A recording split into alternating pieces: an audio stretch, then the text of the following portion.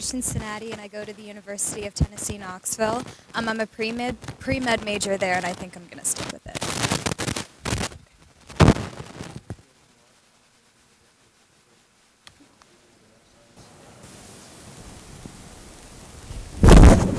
Hi, I'm Ronak Kumar. I also go to Pitt, and I major in bioinformatics, and I'm probably going to stick with it too.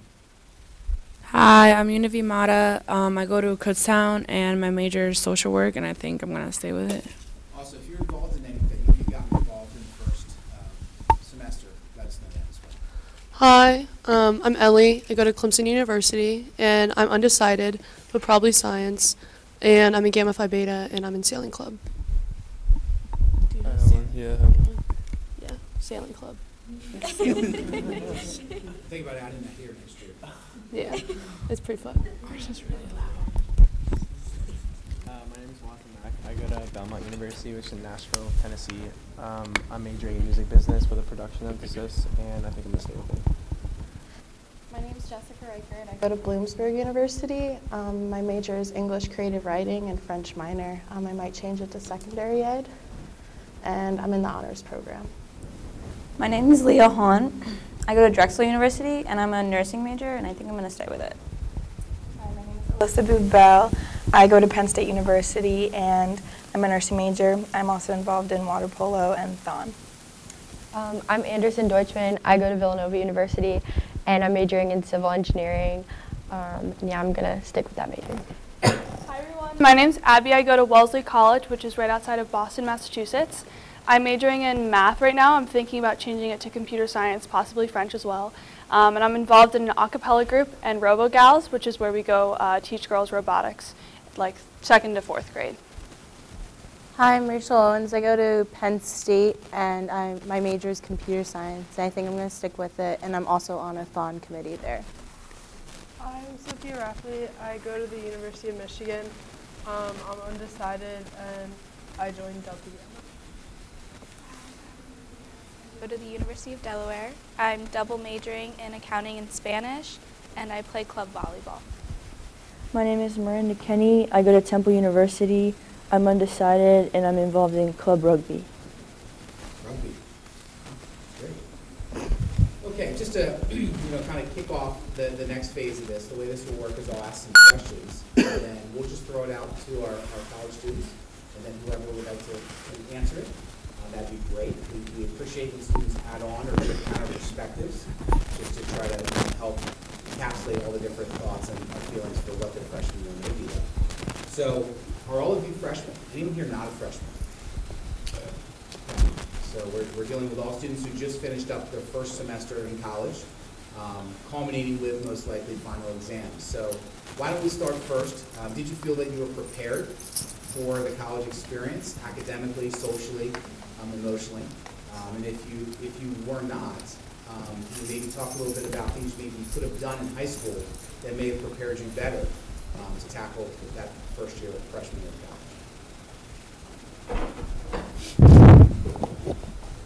college? So I felt that I was pretty prepared. Our teachers definitely prepared us really well. The information wasn't really new. It was almost like a relearning for my first semester. So academically, I thought it was about the same. But I definitely had a lot more freedom socially, and that was adjusting to. And it was kind of adjusting, telling myself to go do things instead of having someone else kind of tell me what to do.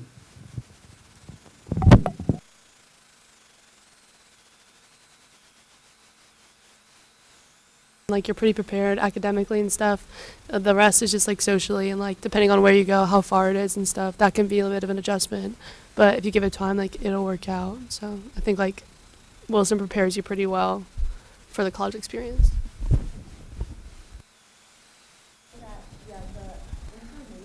Isn't necessarily more difficult in college.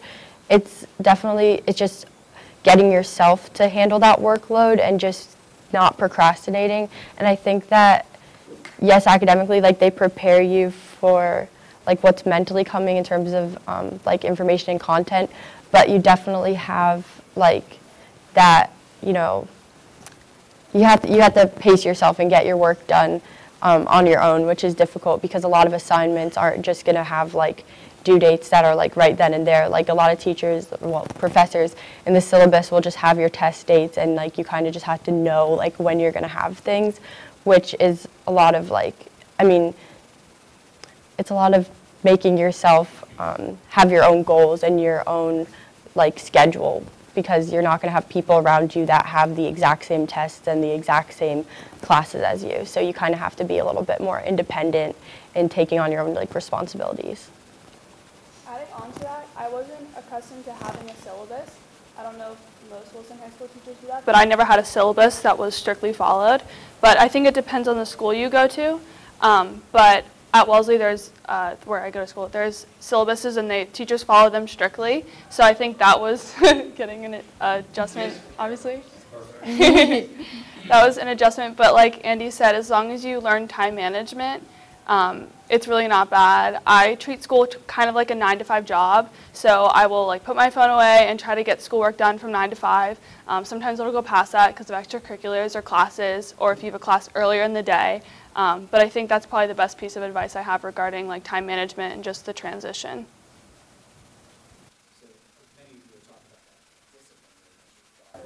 Time management was a piece. We asked students that were coming today to fill out a form, and they could provide some questions, or maybe some additional questions here today at the end.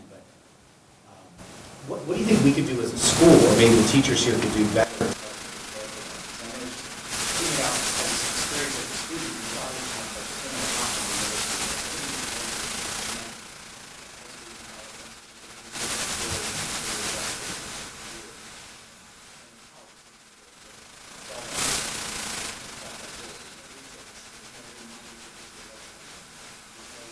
Study guides that are like your test. So as a school, do you think we could do things better maybe to help prepare you? I think, well, in middle school, I remember we used to get these like planners. Like, I don't know if anyone remembers, like we used to get like these planners. And I thought that that was really helpful because it would kind of, you know, force you to write down your deadlines and your tests and everything, because everyone had one.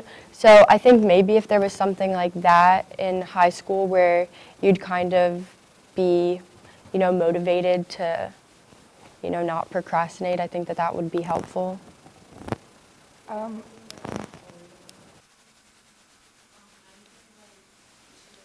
Start now, like being organized with like all your stuff, because like once you get to college, like if you're not organized with like writing down when you have your test, or like when you have this and that, like it's really gonna mess you up, especially because there's like a lot of material and content for like each class that you have.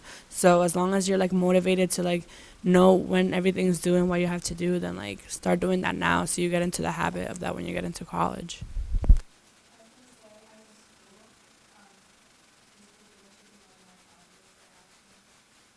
So there should be like no retakes, because that was kind of a shock. Like, you don't have a second chance. Like, it's your first try on a test and that's it. And there's only partial extra credit sometimes, or none at all. So you're kind of on your own for that.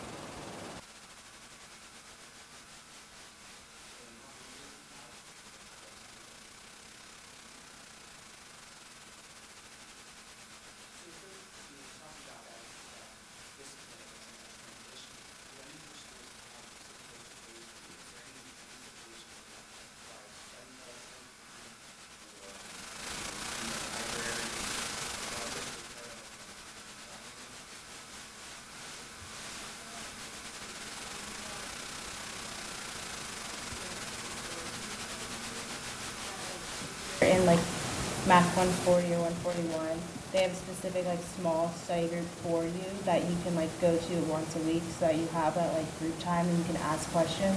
And like a sophomore runs it, so that they have the experience in that class. So there are like, if you get involved with groups like that, there are definitely places where you can like study and have that designated study time that you can go to and make sure that you go to. And also like with office hours. But it's so helpful when you go to them and like you can ask questions one-on-one with the professor and just kind of like even get to know that professor a little more. It like really helps out in the long run. So I would definitely recommend them.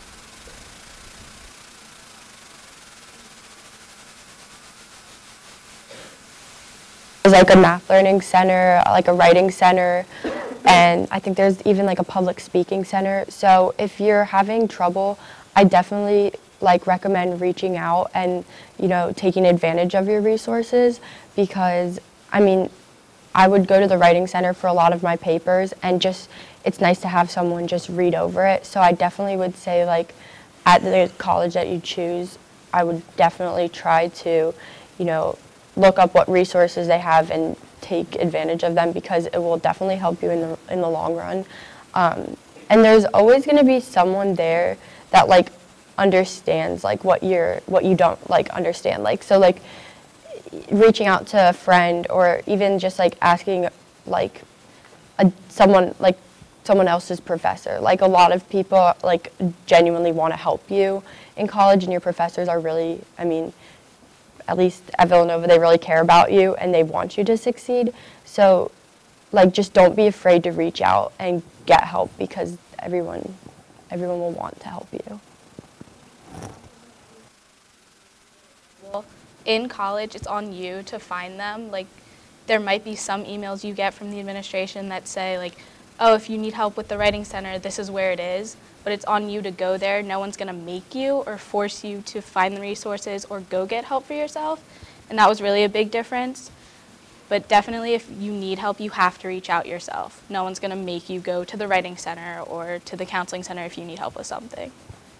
Yeah, and just to add on to that, not only is it academic support you have, you also have like just social support. Like, if a big test is coming up or something, I know at LaSalle we have a center for time management. So if you're struggling with that, you definitely go there, and they're very helpful to help you achieve different ways to improve those conditions. I know I've been there a lot because I was really bad with time management, and that's helped. But yeah, I know that.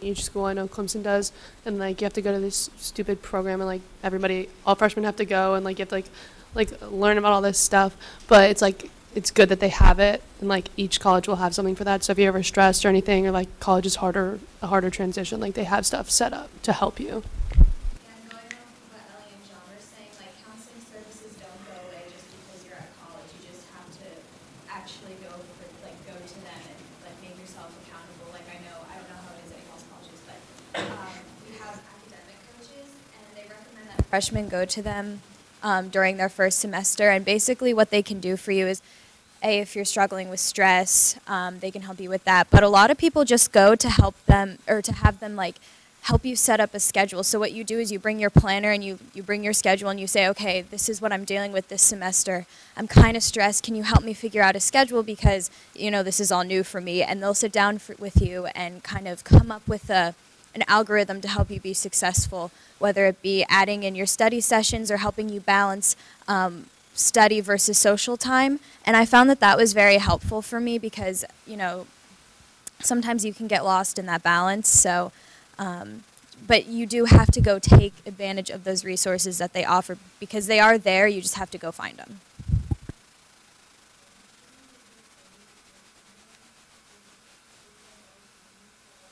Have like academic resources or like mentor or whatever you need. This is part of your tuition, so they have it there for you to use, so you shouldn't be afraid to take advantage of it. So within Bloomsburg, we're kind of like a big family. As a freshman, I had a mentor, which was very helpful, and I plan to be a mentor next year. But like within the honors program, I'm sure most schools have it, but there's a lot of like scheduled study times. I think they do it like twice a week, and really like what a few people said, like literally anybody will help you. Like, I have, my major is like so specific, and I haven't even met a professor within my major, but a couple of my friends have. And so, I just pop over to their office, never met me before at all, but they're definitely willing to help you.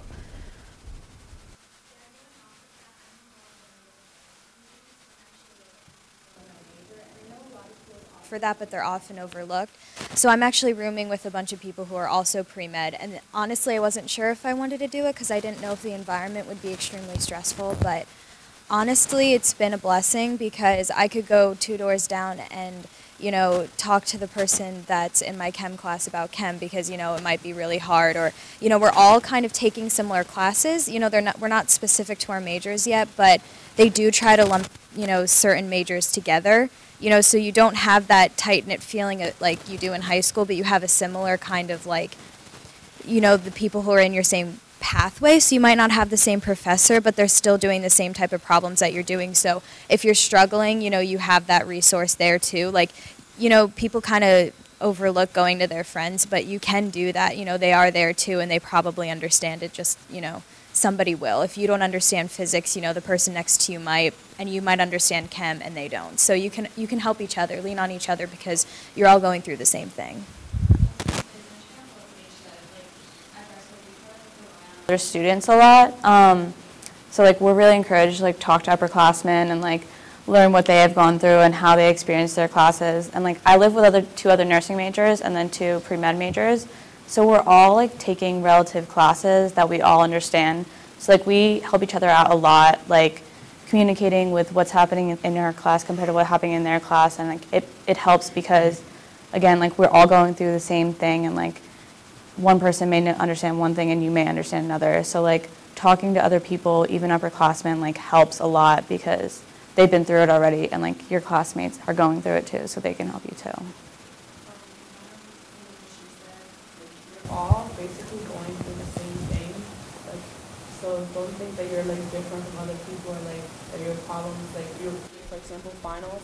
Everybody was going through the same thing. Like finals week, everybody was stressed out. Everybody like understood each other. So like if you saw somebody like at the library stressing out, like you understand like what they're going through because you're going through the same thing too. So it's like good that you're on like the same environment, that y'all are experiencing the same stuff, and y'all can help each other out and like build from each other. And like for finals week we had so many study sessions and so many like big groups. It's just studying and everything, so it's like really nice how everybody could just come together during like those times. Okay. Let's move forward from there. Just a little bit of a recap here. It definitely heard the idea of advocating for yourself, you know, and you know, reflecting, you know, maybe your experiences here in high school. We had a lot of supports in place. You had your teachers, you had your parents, you had your counselors, you had principals that you could go to. I know that the parent involvement, for sure, you know, your first year in college is completely different, right? College professors will not talk to your parent. College, you know, administration, you know, that's not a conversation that occurs. So you lose that safety net, right? You lose that safety net of having your parents and even your teachers. But it's nice to hear, refreshing to hear that you all feel, it seems, that there are supports in place to help you and that people genuinely care about you. They want you to be successful. I don't know if that's always been the case. With some of the adults that are here, I don't know if we felt the same way when we were in our undergraduate studies, that people really wanted us to be successful. But that's very encouraging to hear. Talked a lot about time management, and obviously that's very important. On average, how much time are you in class on a given week? Physically in class? Honestly, the schedule is kind of up to you, and I think it also depends on what you bring in from college or from high school, because you could have a lot of credit hours coming in with APs, or like if you take dual enrollment classes, and then you can kind of make your schedule a little bit easier going into that first semester. So I think it's like the recommended is like 15 credit hours, but you know, you can take as many as you want. So I mean, it's kind of what you make of it. If you're kind of nervous going into that first semester and you don't want a lot on your plate, you know, you can try to plan for taking more APs here, because Wilson actually offers so many that, you know, you can get a lot of credit for them.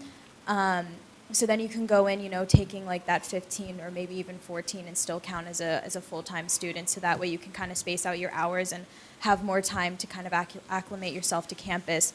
But if you kind of do go into that upper end, you know, like, you know, 17, 18, 19, it is a balance that you kind of have to deal with. But it's really not, you're not really in class as much as you are in high school, even if you do take that many credit hours. I mean, maybe if you have a lab, you kind of stretch yourself a little bit. But other than that, like, there's a good balance, and you actually kind of get more done throughout. I mean, I found that you get more done throughout the day, like in between classes, or, you know, you just take them all in the morning, and then you have the whole afternoon and evening to yourself. So there's less time in class and more time preparing kind of thing. So that balance that we're talking about, like, I think that's why it's a little bit hard, because you're not in a classroom setting for 8 hours straight. You know, you might have a class at 8 a.m. and then you might have a class at 11 a.m. and then you might have a 1 p.m., you know, so you can kind of like make the schedule your own and kind of figure out how school will fit into, you know, the rest of your day. If you have like 3 of the same classes during the week, they're usually like 50 minutes, well, for me. So like I would have a 9 o'clock, a 10 o'clock, and then like a 2 o'clock on Mondays, Wednesdays, and Fridays. So once you get like your routine going, you like figure out, okay, so after my 10 o'clock, I can fit in this time or do this during this time or eat at this time. And one of like the hardest things for me was figuring out when I was gonna eat, because like it was just so stressful, because like you have this certain time that you have to do your class, but you have to fit this in. So after a while, you get like into that routine. And like, for example, Tuesdays and Thursdays, I would start at 1:30. So I had like the whole morning to prepare, do what I needed to do or eat and do all that kind of stuff. And then I would have class throughout that afternoon. But overall, like you do have a lot of like time where you're not in class, but also it's not free time, because I feel like free time in college is just you procrastinating. Does that make sense? So it's like time for you to actually do your work. So like as she said, you have more time to prepare than anything else.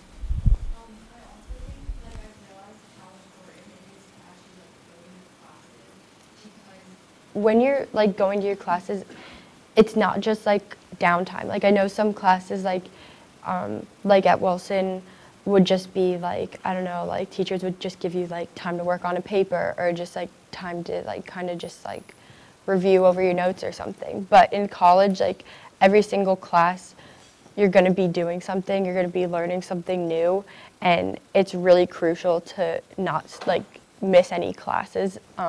Even some professors count your attendance towards your grade. Like I know for my calc class, if I miss 3 classes, it goes down a letter grade. I mean, that's like not including like if you're sick or something. But the thing is, I think like the amount of time that you're in class is a lot shorter. Like I think I have like 18.5 hours or something like in class, which definitely like is not that long in comparison to like Wilson. But I'd say that content-wise, each time you're in class, you're learning a lot more than you do per like class at Wilson. So just get ready for that mental like, you know, overflow sometimes. Like in class, you got to pay attention the whole time.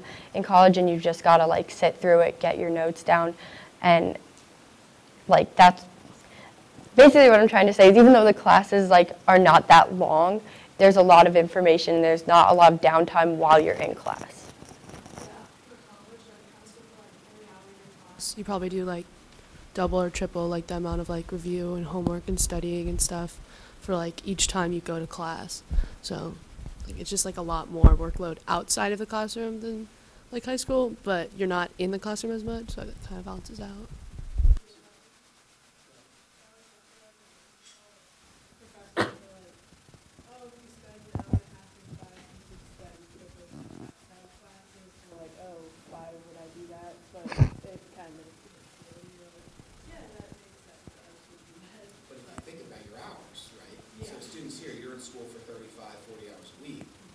Top of that, you may have a job, you may have other things that you're doing. If you balance your time, I think Abby said earlier about she puts her phone down, she has a strategy in place, she works from 8 to 5 every day. It's her job. She treats it like a job. It's very doable, right? It's so not to scare everyone. It is doable, and I'm hopeful. I think in prior years we learned that as you continue on your college experience, it does kind of get easier because all those things that you've learned now, right, over those last whatever it was, 3 months, you'll be able to apply all those strategies. Although your courses will get more rigorous, the strategies that you've developed should really help you, being successful. We're running a little low on time, maybe just by show of hands. And be honest with us, it's okay, it's a safe place. How many of you are finishing this semester with grades that are lower than you would expect?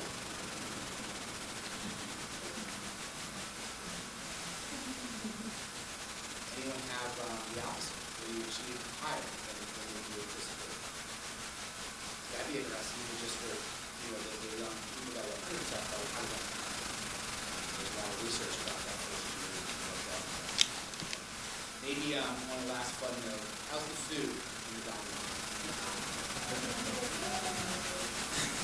gonna say, I thought it was a joke. I'm telling you right now, do not believe in those 24/7 dining hall. Mine's 24/7. So like my friends want to drag me there at 1 in the morning and stuff, and burgers and pizzas.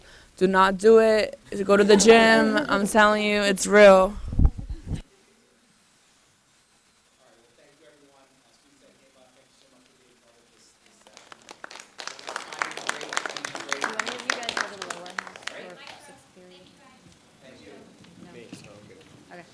As long as you're there in 5 minutes, like have your teacher email me if they want, and I'll vouch for you, because we're late, so. I just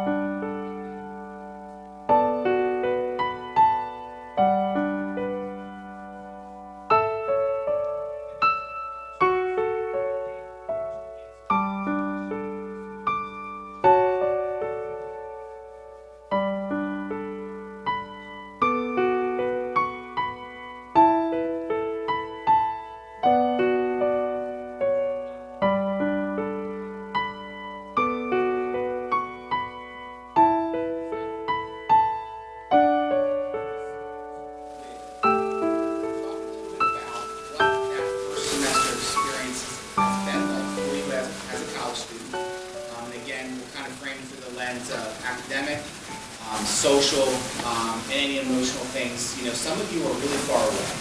Like to me, thinking, I went to a school really close to where I grew up, but looking across and knowing where many of you are, the whole family piece is probably part of this. So as much as you're willing to share, we'll talk a little bit about that experience and what it's been like for you so far. My name is Paige. I go to the University of Tennessee, which is in Knoxville, Tennessee, and I'm a pre-med major. I'm also involved in a sorority, so I'm in Sigma Kappa. I'm involved in Ignite, which is like a mentorship program, and also a medical society, AED. So speaking to that far away from home piece, I'm about 10 hours away from home, so it was kind of an adjustment at first.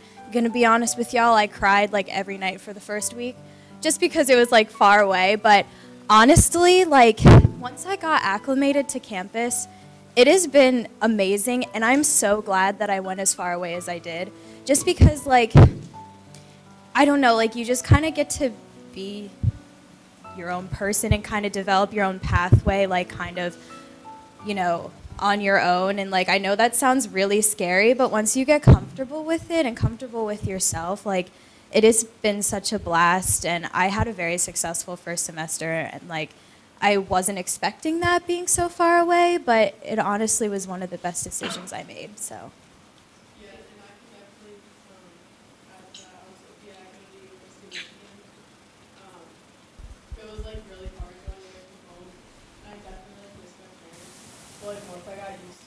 like it was so much fun, and I loved my first semester, and I would definitely recommend like going far away.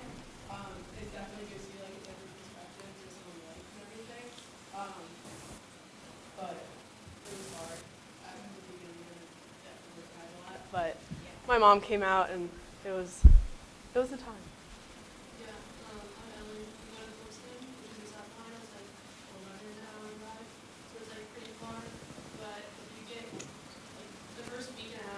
Kind of off because you don't know anybody, so you're like there's no one you're comfortable around yet, but like after that it's like you just like get acclimated to the environment. So like if you're independent enough to like go that far and like you think you can, like don't let anything stop you, because it's just like a complete fresh start, and it's so much easier to like find yourself if like there's nothing like there. It's like all new. It's like a totally new experience.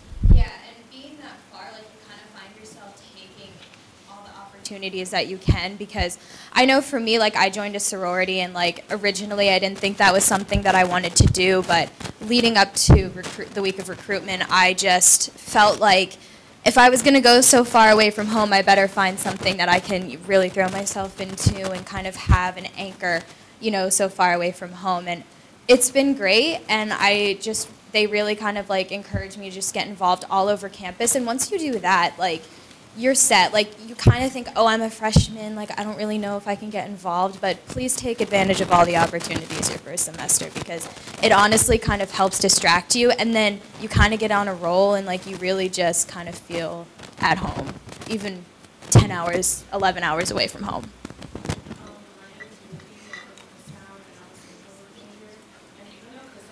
35 minutes away. I dormed there just because like I really wanted to have that college experience, and I do only come home for breaks and stuff. But at first it was kind of difficult just because like I wasn't seeing like my family every day, and like I missed like home cooked food. Like after the first month, you get so tired of eating the same fries and burgers and all that stuff. So that was like a big adjustment, and it was just different. Like at first, I had like a couple friends there, and I would be like scared to go eat by myself because it was like a whole new environment and like so many people. So like I would call my friends and be like, can you go eat with me and stuff. But like after a while, like I would go by myself, and like you just do stuff by yourself, and like it's just more comfortable when you like meet everybody and you just get comfortable with the environment. So my first semester was really fun actually, and I had a really good time. And as long as you like do your work and stuff, you should be fine.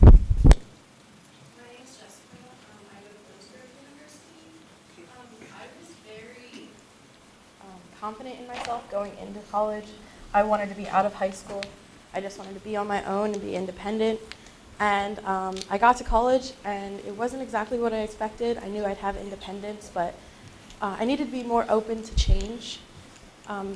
technically you don't know what you're getting yourself into when you go to college. You might think you're prepared, but like everything's going to be different when you get there. And it was definitely a struggle. Like I thought I was ready to leave home. And I think ultimately I was. But it was definitely a big adjustment period. Like I would say I probably cried too every single day, even though I was only 2 hours away.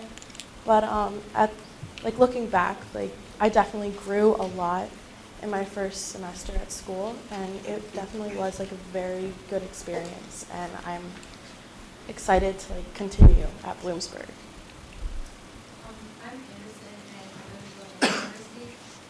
Even though it's only about an hour away, your campus is still not the same as home, and it's just gonna have to become like your new home, and you still do have to find your own path, like even if you aren't, let's say, like 10 hours away. So I think that the most important thing to realize is that everyone around you isn't going to have the exact same mindset as you, and you kind of have to like acclimate to having people around you that think a little bit differently, were used to different schedules at home, had like different customs at home. And I think the biggest thing was, I mean, just finding like a new friend group and support system, and I think that's the biggest thing, just finding people around you that, you know, will share common hobbies, just like that you can talk to. And I think honestly, one of the key things is to become friends with people in your dorm, because that becomes your new family. And I think like, I mean, my dorm is really small, so it was pretty easy for us all to become friends. But even if you do go to a college where your dorms are a lot bigger, I definitely recommend like reaching out to people around you and kind of developing a new family so that you won't feel so alone, because like I said, no matter how far you are, you're still not with your family, so you've got to find some people around you that will start to feel like your new like friends and family. I'm Leah. I go to Drexel University. I agree with that a lot. I live with 5 other girls, and I have to admit, like, it is a lot. It's a culture shock. Like, going from living in your home, like, with your family and just your family and, like, sort of being by yourself there, and then going to living with this whole new stranger, it's a lot. But you'll learn to love it only because, like, you each have your own independence and you rely on each other for, like, knowing certain things, and that's, like, almost a person to check in with. Like, I know that, like, my roommates, they're, like, my little family, and we also rely on each other, like, to know where each other are and make sure we're safe and things like that. And that was a nice, like, transition into, like, having that, like, going from not having a family, but, like, now I have my own family in a different way. Building off of that, people on my floor and my friend group are my family. I went into school thinking I was going to be very independent, and I was like, nobody needs to know where I am. I'm going to do whatever I want, whenever I want to. But there are going to be people that care about you, and if you're like coming home like late at night, they're going to want to know where you are, which is very nice to have. Like, you don't realize how the people you meet in college definitely do become your family. And like with that, you will fight like family. And one of the biggest things, like I always tell my friends, is that we're all in like a house. Like our residence hall is our house. So we have to learn to live with each other. And that is like a big thing that you have to do, to learn to live with an entire stranger. And then with people in the same bathroom as you and like in the hall, you have to learn to like be friends, and ultimately you will be a family because people do care about you. So like the people that live across from you, hopefully they will become like your best friends, and like you want to build like a good relationship off that. And like it's like a all semester sleepover kind of, like it's just, for me it was like really fun. And there's so mean, like one time I walked into my room and my mattress was gone. I was like, really? Like they hid my mattress under one of their beds, and I'm like, I was so mad. But I got her back. She was like sleeping and I sprayed water on her face. But it was like, it's just like little funny stuff like that we do, and it's just like really nice to have like friends like that, and they always like look out for me and I look out for them, and it's like really nice to have that type of relationship. So it's interesting, you know, to me that, you know, how it's kind of more from our first period to this period. A lot of the conversations are about the social pieces, you know, getting along with others, you know, the things that we have to learn when we transition from middle school to high school, maybe similarly. So looking back, you know, maybe this time as a junior or senior, what advice would you give yourself, maybe to help prepare you for some of those things that you're discussing? Is there anything you would have done differently maybe your junior and senior year of school to better prepare you for that freshman experience?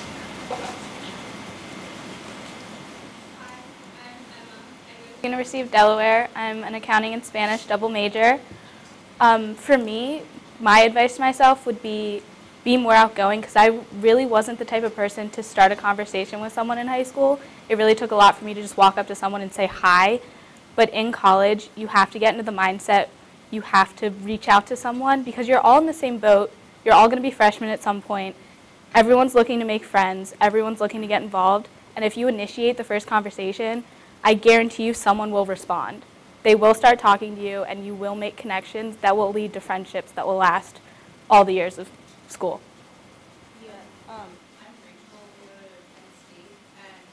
First couple weeks, like, everyone's looking, like, because everyone you're around usually, like, they're freshmen, so they're looking to make friends. So that's, like, really, like, your time to, like, put yourself out there, like, introduce yourself to, like, a ton of people, because they'll be the most open to, like, trying to, like, become your friend, like getting lunch with someone that you barely know, and that can lead to, like actual friendships that you'll have for a long time.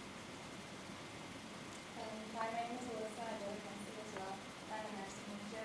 I'm also involved in volleyball and a nursing organization. And I'll speak for the academic part of it. Your schedule is very different, and you are not going to be having second chances like retakes. So in high school, I would prepare yourself to do well the first time and study and not procrastinate and have better time management skills, because you're really on your own in college. There are resources to help, but you kind of want to get in the mindset that your first try is it. I was going to say, in high school, like, you really need to set yourself up for college of, like, setting up a study schedule. Like, I know in high school, like, it's sort of a, when I have time, I'll study for it. Like, I know I will do well on it, but I'll study for it, like, just right before. College, you can't do that. You just have to, you really have to prep weeks in advance, or you won't do well. Like, it takes a lot of preparation. These are, like, hard exams. It's not just a free-for-all. Like, you have to prep. Like, knowing how you study, like, really helps. Like, at college, like, the other day I had a math test, and I, like, didn't really study enough for it. So that day I, like, sat down and, like, studied for, like, 8 hours, because I know, like, if I'm, like, I can do that. Like, that's how I study the best. So it's, like, if you know how you study, like, if you need to know yourself and know how to study, so you can use, like, your time effectively, so you're not, like, wasting time, like, doing nothing.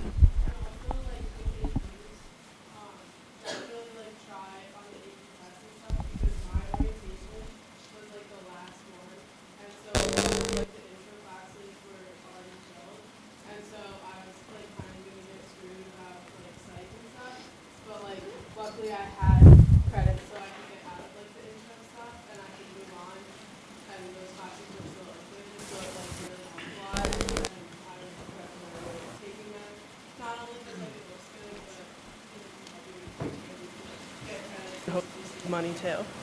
Also with APs, like, Those classes were for me to listen to my classes like in college. Also, like, do your homework. Like, I know like homework's not really required here, like to do it. Like, you don't get points for it, but like going into college, like, your homework's not required there, but that's like the best way you can study and like understand what's going on in class, because that's how you actually learn what you did for the hour in class that you were just taking notes. So I really recommend doing that. Now, because I know, like, back then, when I was, like, in your grade, I didn't take it as seriously as I should have, but I think you should take it seriously now, because, like, I know it may seem far away, but it does come right around the corner, and, like, for the most part, you are paying for it, like, with your own money and stuff, so you want to make the most of it. Like, go to your classes. Like, that 9 a.m., it may be hard to wake up to, but you need to, like, know that material for that 9 a.m. Like, it's hard to miss stuff, and for the most part, you go to class, and you go home, and you end up teaching yourself. You got to, like, review everything. So just, like, take it seriously, because it is, like, important. So that's, like, what I would say about that.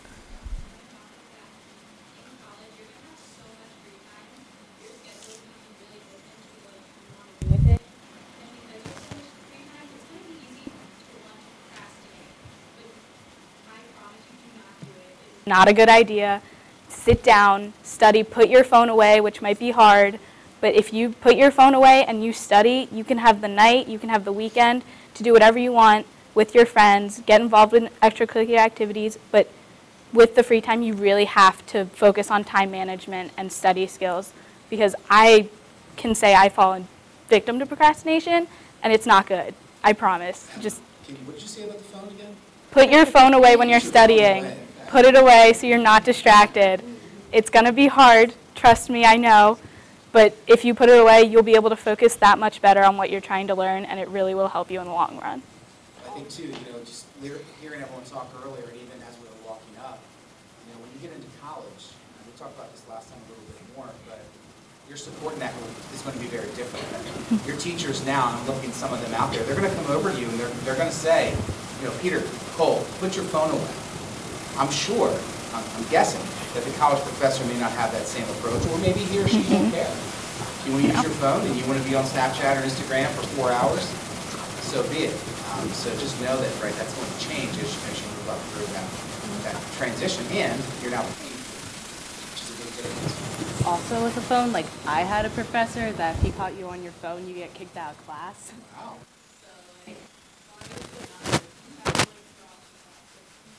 Embarrass you like so much, and he would like walk up the aisle of a 300-person lecture and like take your phone and say like you need to drop this class if it happens again. So like I mean some professors are not like that serious, but it's definitely important to put it away. Like this class is like 2 hours, and like everybody will be on their phone and stuff, and she doesn't care if like you're on your phone. She keeps talking, she does her lecture, and if you walk out, she doesn't care. She doesn't stop you or ask you where you're going. So like they really don't care about what you do, because they're giving you the material, so they know they're doing their job by like teaching you, and it's up to you if you want to learn that or not, or like pay them any attention. So they're not on you like they are in high school. So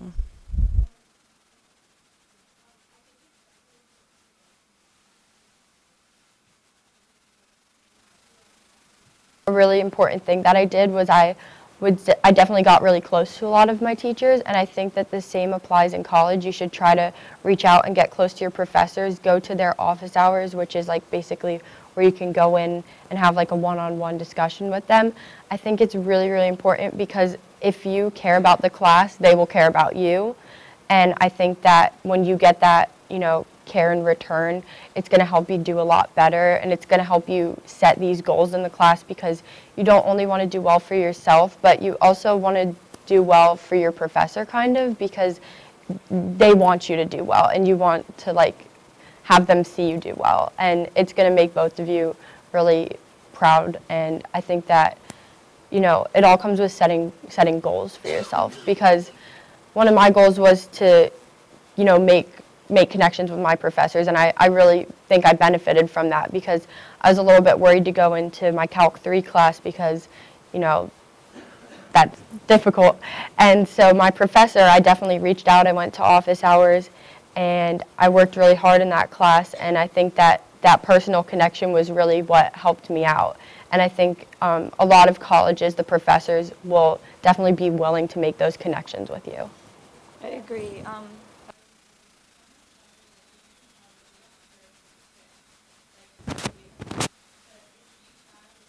Effort that you want to pass the class and that you care, they'll put the effort forth for you.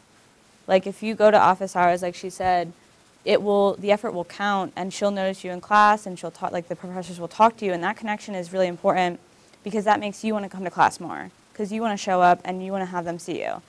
But again, if you're just another face in the crowd, they don't care. You can drop the class, they won't notice. It doesn't really matter, it's all to you. I think my only class that counted for attendance was yoga, but like besides that, like everything is like you have to decide whether or not you're going to show up. So like there's a lot of independence, but with that there's like a lot of responsibility, and it's all on you to like set your time management, show up to class, study for class. Like it's all on you. Like you have to make all your decisions. So it's like really important to be organized and like know your schedule, like know what's going on. So why don't we, we're going to do one more question here from me, and then I'm going to open up let the audience ask questions. The boys are a little quiet up here, so let's see if we can get them to participate a little bit more. We haven't had a talk yet. So why don't we focus on, like, think, again, I mean, definitely generalized, but sometimes boys struggle with time management. So, gentlemen, if there are any strategies that you've learned, through your first semester at college that helped you, that may be helpful for the students that are after this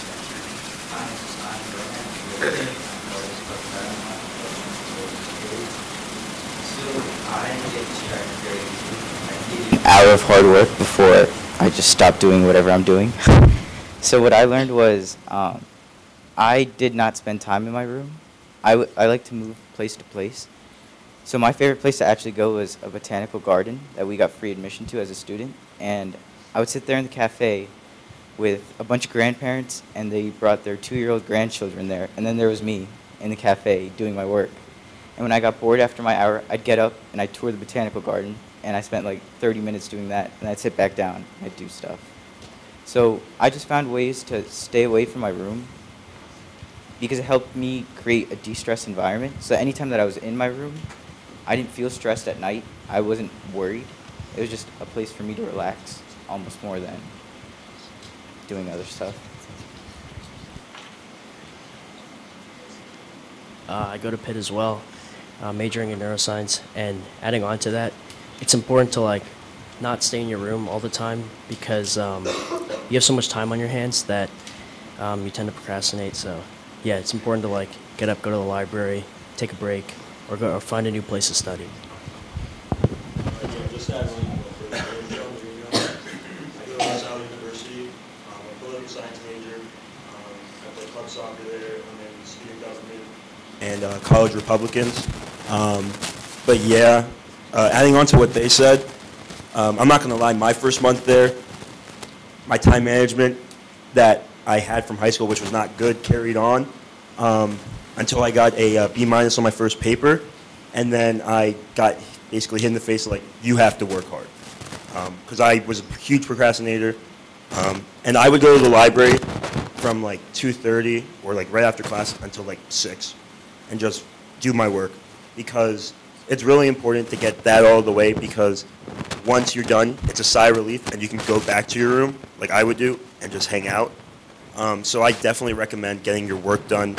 As soon as you get out of class, like me, just go straight to the library or something. And like they were all saying, just hide your phone. Don't look at it, nothing. Just focus on your work and everything. And then also I work for the Philadelphia Eagles. So sometimes they have Monday night, Thursday night, or Sunday night games. And I would have my 8 a.m. on a Monday morning, and the games wouldn't be over till 11:30, 12, and I wouldn't leave until 1 in the morning. So definitely I could say that my time management skills have improved because of those things. But yeah, it's pretty hard for us guys with time management because we like to play video games and stuff. So, you know, it takes time. You'll achieve it. You just have to work hard and set your mind to what you want. Okay, the question that we have here that was submitted on the form has to do with financial aid. And just obviously, every family's story is a little bit different, but what's true for everyone is the cost of college has really increased. So specifically with financial aid or grants or work-study programs, can anyone here share some different ways or creative ways that you are maybe out more forward?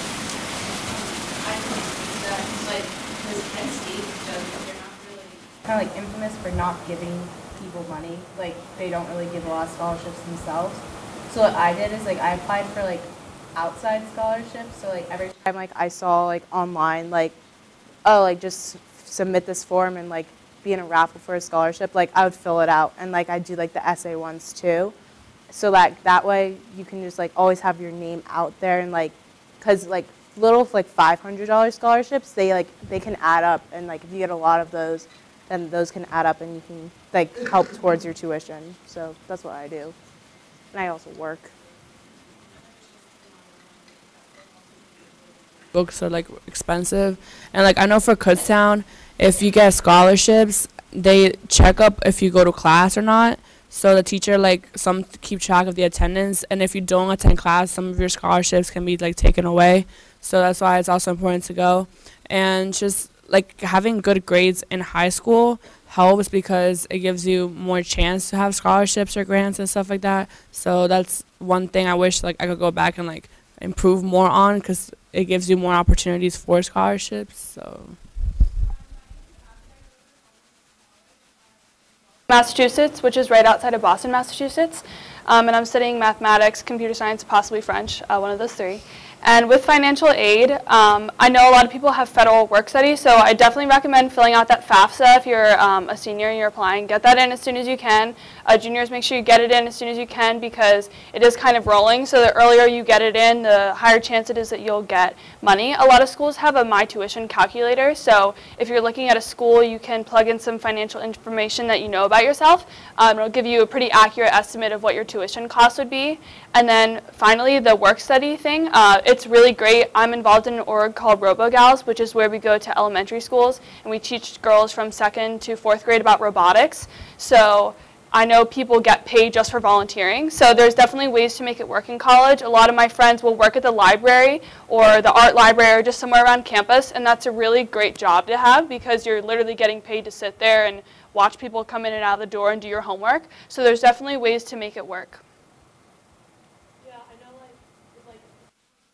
Like a lot of federal aid too, and you're like not a senior right now, like your freshman year, if you start studying hard and like you do well in school, like you can get scholarships from like a lot of universities, especially like state universities. Most of them hand out like pretty good scholarships if you know where to apply. So it's like also something to rely on. To find scholarships that are like either from Wilson or some local ones, because not all universities like will give merit. Like I know Villanova only gives 2% of students merit-based scholarships, so that was kind of a shock because I was always told like, oh, if you do well in school, you'll get money for college and you won't have to pay as much. But it turned out that I didn't really seek that many scholarships before I went to Villanova, so I ended up not getting any money, which was kind of like frustrating. But the thing is, like, I've realized now that like that's something that, I mean, my younger siblings can do, like definitely look into scholarships before you go to college, and you'll definitely be able to get something that's not from the college itself. Well, APs, because I came in to college with 35 credits, which is almost an entire year. So that was an entire year that if I choose to, I might not have to pay for.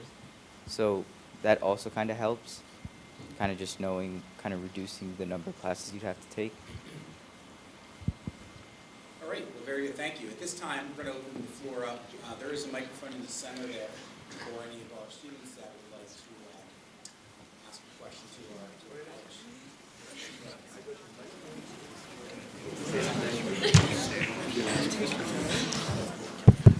Hey, guys. Hey guys, my name's Cole Shimolowski. My brother's Mark. I'm pretty sure you guys know him. He goes to Duke. Are any of you guys engineering majors? What's your class schedule like?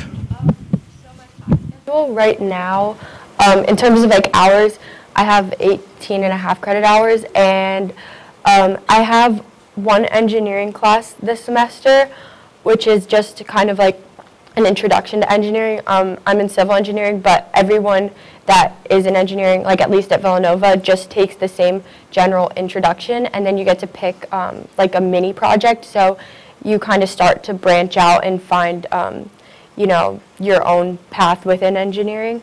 And I feel like honestly the workload, at least at Villanova, is a little bit more difficult than the other majors because it's very math and science heavy, obviously. But another thing I recommend is definitely like getting AP credits, because at least for me, like I'm a full year ahead in math, so I'm done with math after freshman year. I don't have to take any more math classes. I got out of physics, so I don't have to take that. So now I can take a business real estate minor because I'm doing architecture. So definitely the schedule, if you take a lot of AP credits, will definitely free up and become a lot more individualized as the years go on. So like I said, right now, everyone's kind of taking the same general thing, but honestly, even next semester, if you have AP credits, you can start filling those free spaces with things that are more applicable to your specific engineering major. Yeah, I'm computer science. Like Annie said, like all the freshmen, like they have their basic like physics and like math 140, and like I got to get out both of those because of AP credits. So like I didn't have to take, so I can be in the higher level math courses, and also that frees up for like the gen eds that you have to take anyway. So I got to take more gen eds this first semester, while like other people had to take like physics, chem, and math like all in their first semester, which is really like kind of hard. So it like helps your GPA too.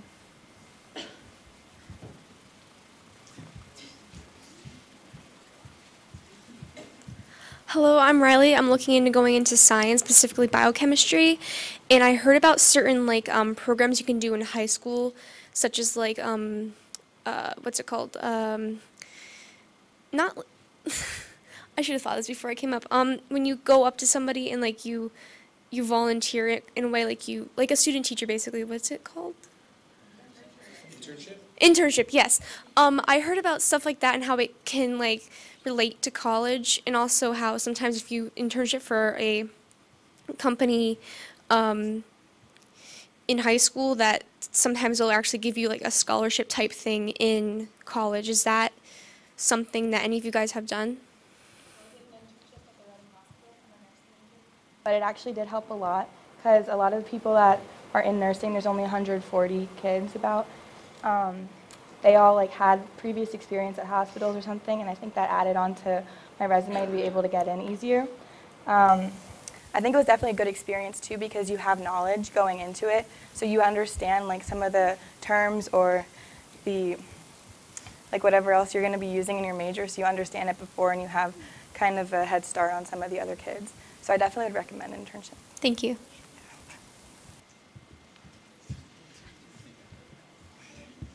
Hello. I was wondering how you guys get around to school. Like, you don't have any cars?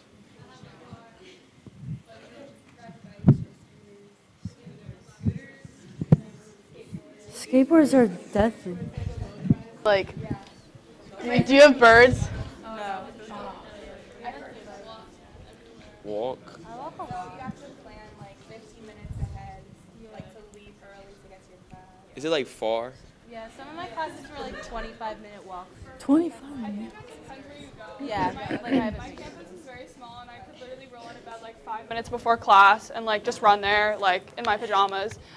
So I think it just depends on where you go. And I know there's like a bike share at my school. There's probably bike shares around where you can just rent bikes. So if you don't have a bike, like you can get one at the school. That's for free usually. Also, people like if you're going off campus, like Uber and Lyft, really popular. So like. Does that cost a lot? Yeah.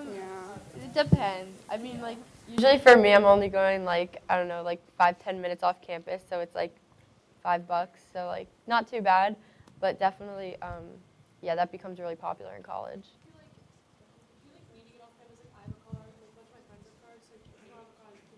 Who does, but like to get around campus, like when you're selecting your housing for your freshman year, I would try to look at a map and not live like really far off, because it like some of my friends do, and it's like they have to leave like 20 minutes for class, and that sucks. Okay, I hate to cut this conversation off, but with our modified schedule today, the story ends in about a minute. So, college students, thank you again. High school students. I was gonna say I take the subway. Yeah. Take the sub. How do you get around the sub?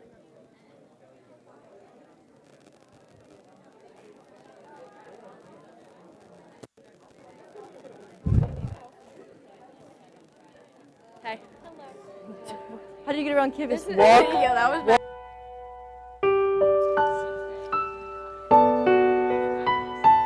I wasn't even paying attention. We almost crashed.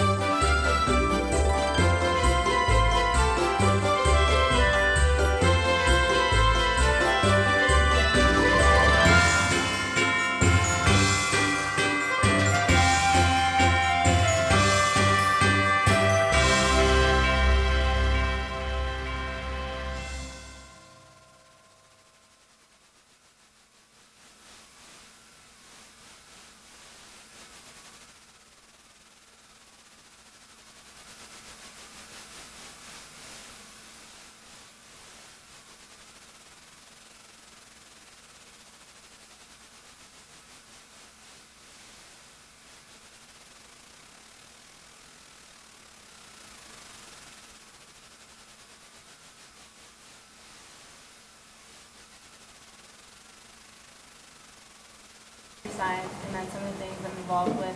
I'm on the Thon committee. I'm in the Association of Women in Computing and also the Women in Engineering program.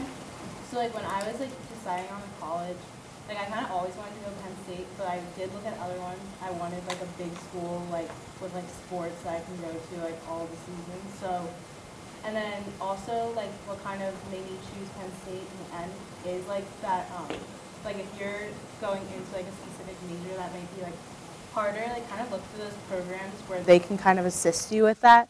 Like the Women Engineering program, it like got me in a week early, and I did like this whole orientation with them. It gave me a mentor, also like facilitated study groups, so that's really helpful like looking into that. So I'm glad I chose that because it was a big help this first semester getting involved and like adjusted to college.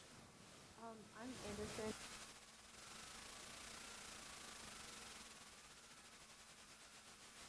That I really looked at was what college would be the best for my major. So I'm going for civil engineering, and a lot of schools have a 3-2 program where you do 3 years there and then 2 years at another college and you get like a 5-year engineering degree.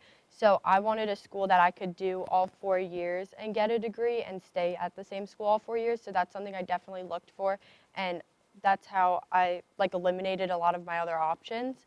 And another thing that I really was interested in was having a school with like close-knit community, and I think that Villanova really has that.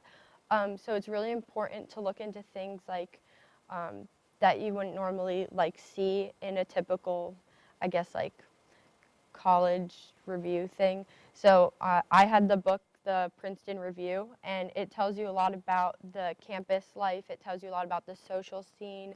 It tells you like student to teacher ratio, and I think that a lot of those things factor into how well you learn and how you also socialize and how you'll fit in the community. And I think that it's important to definitely look at all aspects of the school. So overall, I think that I definitely did make the right decision because I definitely did look into all of those factors, and Villanova does have that community aspect that I was looking for in like a middle-sized school. So definitely try to see what works best for you. Hi, my name's Abby White. I go to an all-women's college near Boston, Massachusetts. It's called Wellesley. And I wasn't sure about the all-women's college. If anyone has questions about it for me, I would love to talk about it. I wasn't sure about it at first. I had never been exposed to it, never thought I would end up at a women's college. But I'm an intended math major and studying computer science, possibly, maybe a French major. So for me, with that STEM aspect, it's a heavily male-dominated field.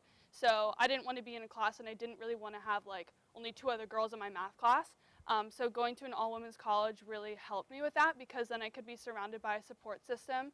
And I think looking back, it was definitely the right decision, although it was a little scary because it was nothing like I did in high school. It was definitely great, and it's really a sisterhood. Like Andy said, the community there is great. Everyone's there to support you, which I think is true for every school too.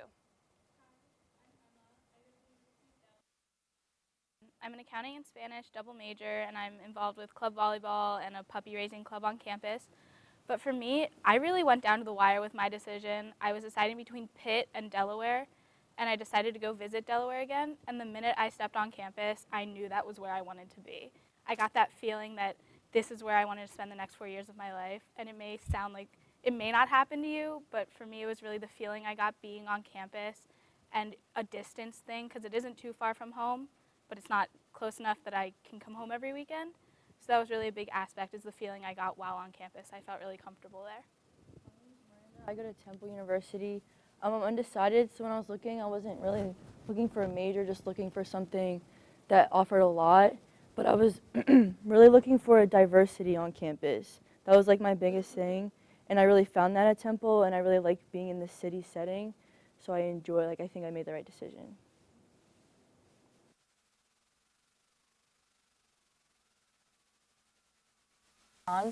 And I really was all over the place. I think I applied to like 12 or 13 schools. I was in between so many, and then as I got closer, I ruled out city school because I knew I wanted sports and like a big campus feel. And then I was between University of Maryland and Penn State, and I visited Penn State for the Accepted Students program, and it was really the program that got me. And also being in-state does help your tuition and everything. I really think I made the right decision in the end, but it's okay to be all over the place because you will find where you're meant to be in the end.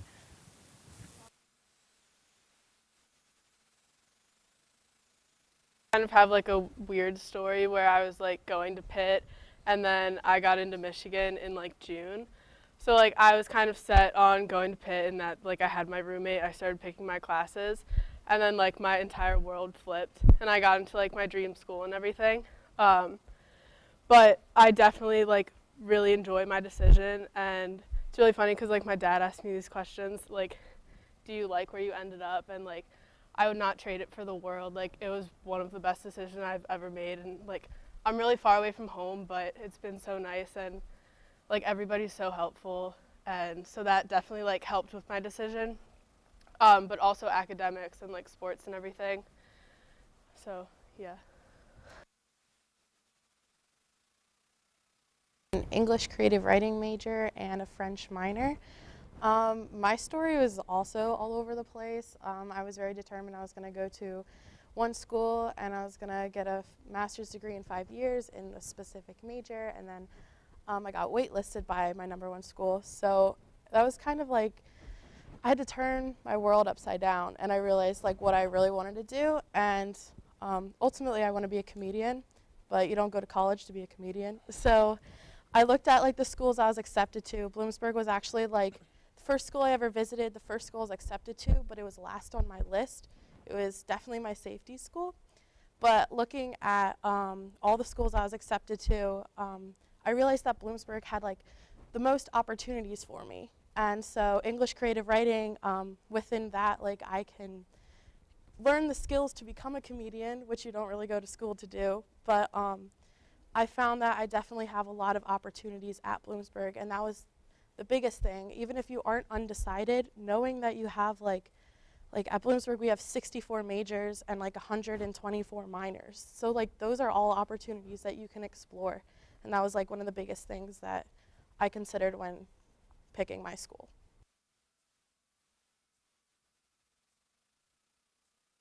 And I go to Drexel, I'm a nursing major. I have to agree with the fact that like I was like Jessica, when I came down to it, like I was all over the place. And I was, like Alyssa, I was accepted into like 10 schools and they were all really good for my major. So I really couldn't go wrong with what school I chose major-wise, but I had to look at it of what I wanted living situation and where I was going to be comfortable. I didn't get like the when I walked on campus, like, oh, I knew this was it feel. I had to like look at, okay, where would I get a good fresh start that I wanted and that I was comfortable and that I knew what I would like and I wouldn't get tired of the living situation. So you have to like really look at like, okay, if I go to a city school, am I going to get tired of the constant noise, the constant traffic? Or if I go to a smaller, like in the middle of nowhere school, am I going to get tired of the not having many places to go right down the street? So you really have to like look at where you want to be and what you can deal with on your day-to-day basis.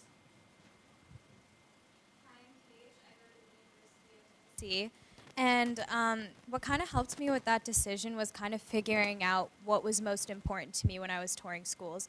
And Tennessee was actually the last place that I looked, and I knew I'm a pre-med major, so I knew I kind of wanted a school that had a pre-med track, because a lot of schools kind of got rid of that, but I'm the type of person who likes a plan and likes to see where I'm going, and Tennessee was kind of the only school that offered that. But that was important to me, but also I knew that I wanted to go south for the warmer weather, but also just as a way to kind of branch out and kind of grow on a personal level. Originally I wanted to stay close, but then I just thought about, venturing out and trying something new, and that was kind of important to me. So, I thought, okay, south, pre-med. And when I was going to different schools, I kind of like had like a checklist in my mind of like things that they had and things that I wanted. And there were schools where I got to campus and I thought, okay, I love this school, I love the town, but there were other things that were important to me. I don't really know if I'm going to be as successful here because they don't really have something that's important, a grounded major for me.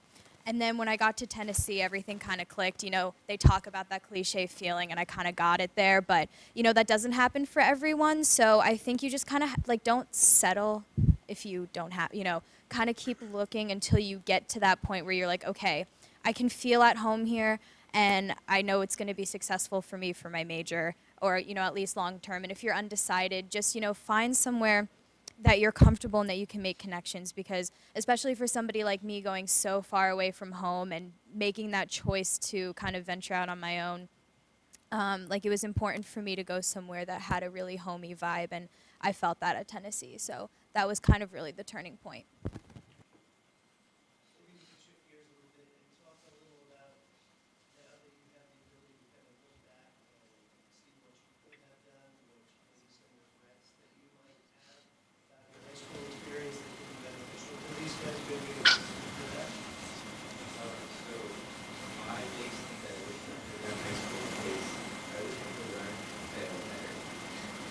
Because when it first hit me, when I first like failed the test and I realized, whoa, that test was worth 25% of my grade, I like completely panicked.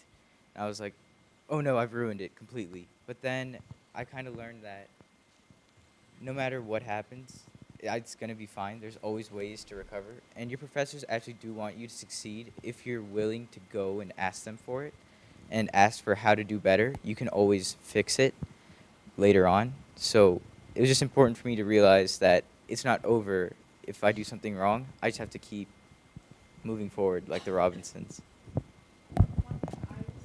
Is don't think that you need to know exactly what you're doing.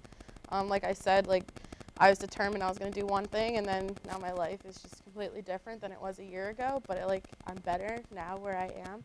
But like a lot of people think they need to go into college, having one major, knowing your major, and then pursuing that. Ultimately, nobody really knows what they're doing. You just kind of go with it. And I think it's important to like keep an open mind and keep yourself open to other opportunities and other interests that you may want to pursue through your college career.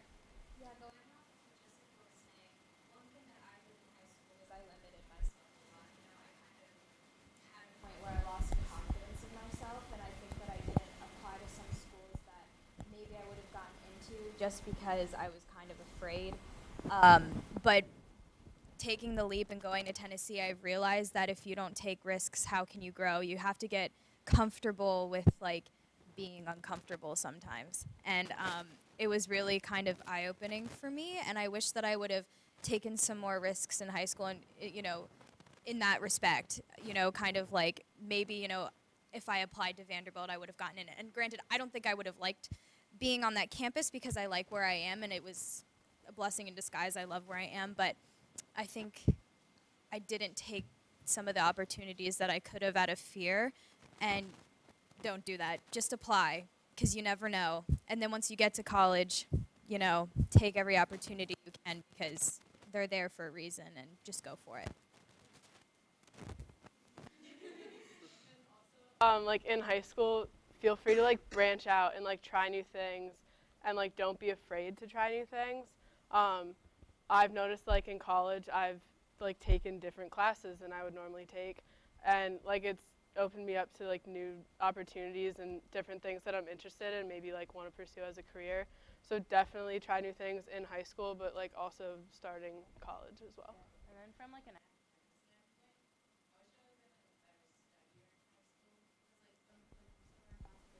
you don't really have to like study, and you can do well on the test, but like in college, like I had to learn how to study and like actually like plan ahead. So like I wish I would have done that more in high school, so I would have already had the habit instead of having to like form it like so soon, like in a crunched amount of time. I don't know if I introduced myself. I'm from Villanova. I'm Anderson. Okay, whatever. Anyway, disregard that. So one thing that I wish I did was learn to like, you know, set my own time schedule, because in high school I used to kind of like, my mom would come in and wake me up in the morning, and like sometimes if I was just like not doing my work, my mom would come in and be like, Anderson, do your work. And so now I kind of have to, you know, set alarms for myself and make sure that I'm actually on track. And one thing that I've learned that really helps is to, you know, set your own goals and just, you know, make like checkpoints throughout the day to, you know, make sure you're getting everything that you need to get done accomplished. So that's something that I didn't do in high school, because I always had like my parents to rely on or my siblings to rely on. Someone would always be like, are you doing your work? So definitely get in the habit of making your own goal and your own schedule, because you're really going to have to rely on yourself in college. I think a couple of us up here are talking about how like in high school we really wanted to like get straight A's and like have that perfect mentality, like I really need to do this to put on my resume to get into college. But if looking back, like I definitely had that mentality, and I wish I wouldn't have been so focused on like my grades in high school, because I think I lost like the joy of learning in that. And when you get to college, like there's no retakes. We've talked about that basically in every panel today. So there's no retakes. So I think get that idea of like I need to get 100% because it's not going to happen. So I think just getting that out of your head and just falling in love with learning and what you're doing, I think I really lost that in high school. So I wish I would have paid more attention in classes just to the whole aspect of like this is how much I'm growing, and looking at myself and not comparing my grades to others, and just saying this is the growth that I've made.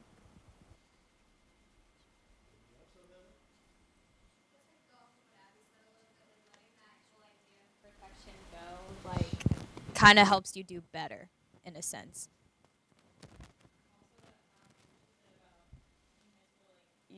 You're just like memorizing and then losing it. Like college, like this is what you're going to make your career out of, hopefully. So learning about it and being passionate about it and remembering it, that's what you really want to focus on in college. So there's quite a few seniors in here and some juniors that are looking at some very difficult academic institutions. And as I look for your list, I know I invited you all here, but it runs the gamut from $25,000 a year to 70 plus. And these guys out here are freaking out. How am I possibly going to make this happen? Could you guys talk a little bit about financially, about loans and grants, and how did you make this work for yourselves?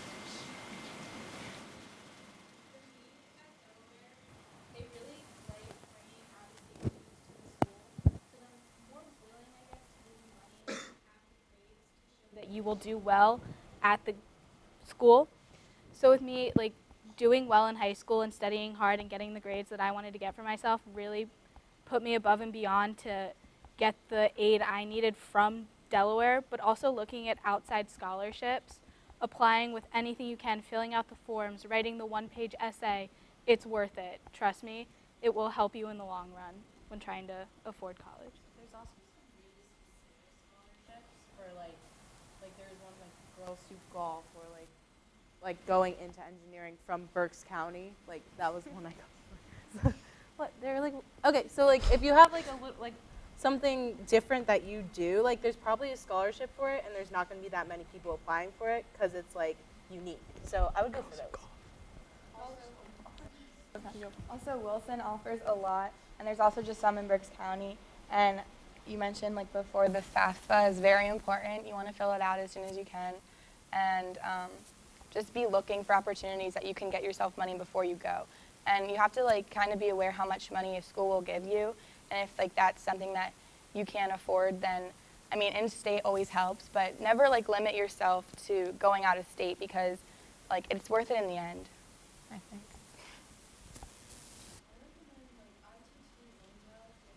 Little scholarship from Temple, and like as long as you keep your GPA up and stuff like that.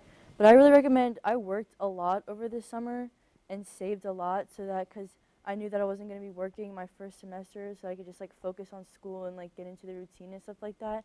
And they do offer a lot of jobs on campus, but there are also like a lot of students trying to get those. But like this way I had the spending money that like my parents like couldn't give me as much, that I had like anytime I needed like this semester, if I needed like a little something here or there for books and stuff like that. So save this summer. Yeah, just to add on to what Miranda's saying. Well, first, my name is John Marino. I go to LaSalle. I'm in student government, college Republicans. I play club soccer, and also in OLAS, which is Organization of Latin American Students. Yeah, I worked during the summer, basically every day except Sunday.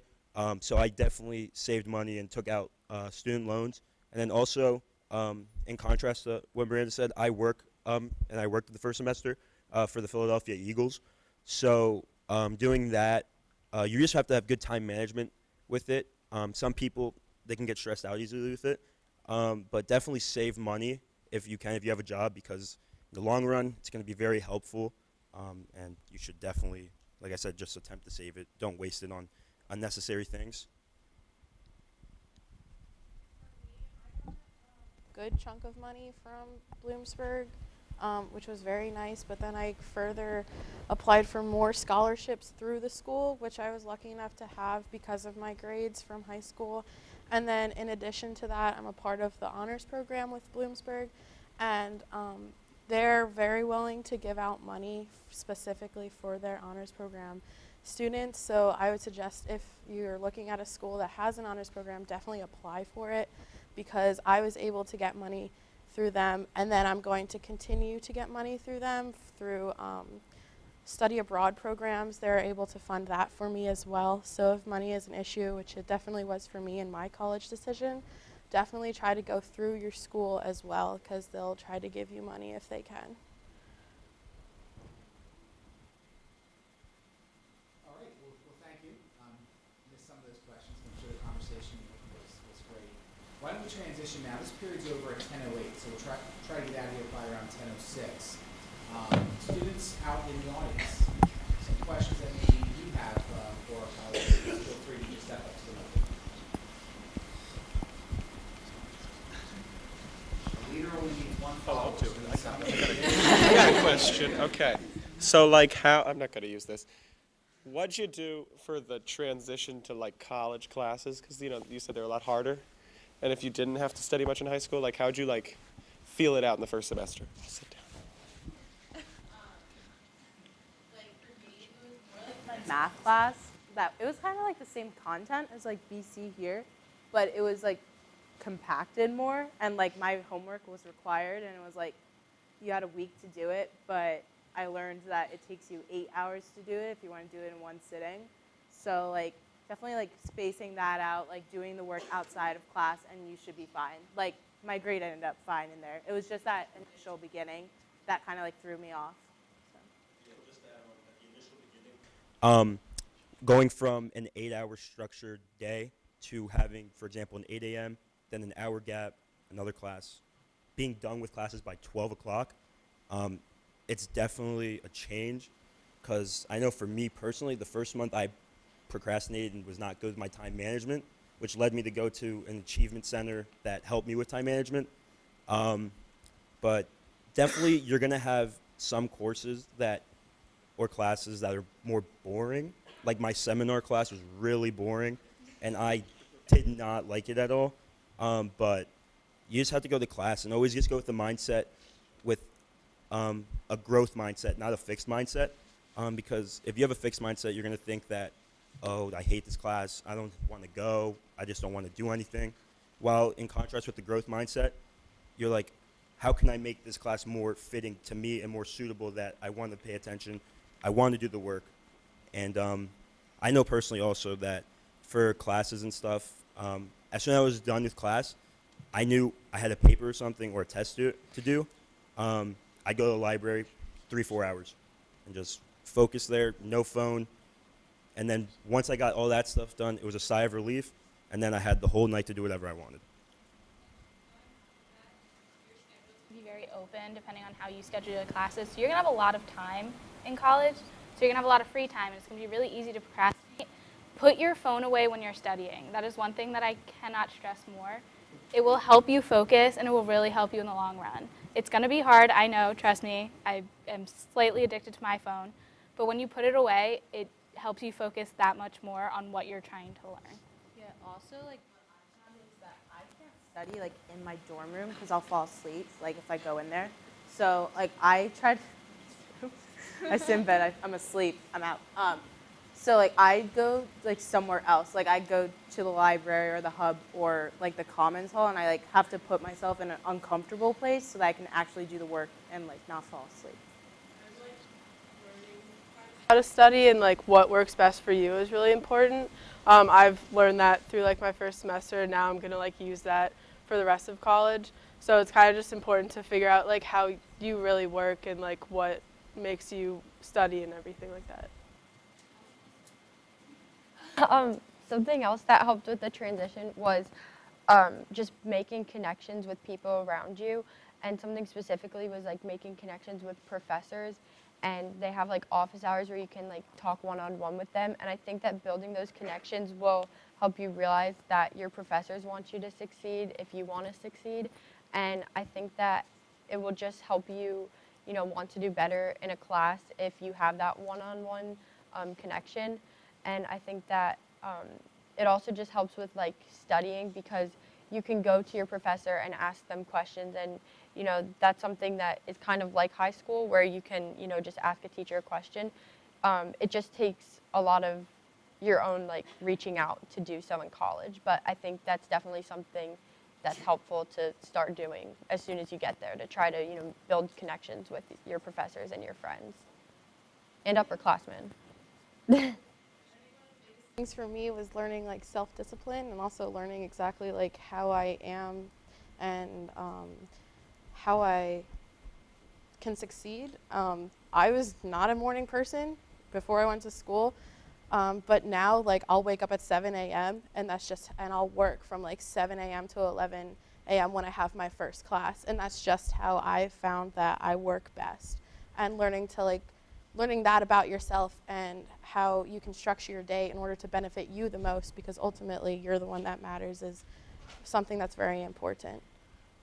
Lastly, to add to what Andy said, with building the relationship with your professors and then also people around campus, you know, sometimes you might have like a B+ and you're like on that verge of getting an A-. If you have a good relationship with your professor, you go to class, you interact in class, you know, sometimes they might boost that grade up for you. I know that happened to me this semester, and my GPA went up from it. But also, everyone knows going to college, you don't know anyone. Possibly, you kind of know your roommate and when you talk over the summer and stuff. But definitely put yourself out there. I know in high school, if you didn't know me, I was very introvert, if you weren't part of my friend group. And then going to college, that definitely changed, because I was like, I have to put myself out there. And a lot of people throughout my campus, which is small, it's about 4,000 undergrad, they know me because I put myself out there. But yeah, definitely don't be very shy. Put yourself out there and make connections with professors. Sometimes, if you're at a smaller institution like me, sometimes you can see the deans a lot. You can make connections with them, because also once you want to apply to grad school, if that's what you pursue after your 4 years, they have connections, and then they can help you get into those grad schools that you're looking for.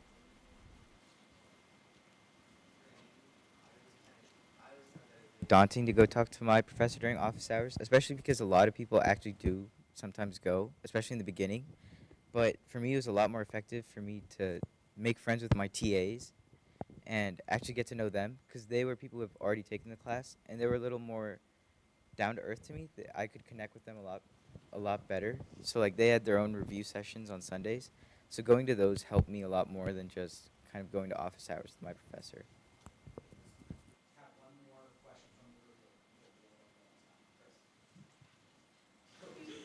What advice would you give yourself, your senior self, at this point in the year, like if you went back in high school, or like the seniors this year going into like Christmas break? Like what advice would you give, like senioritis, it's the works to do with college, like something like that?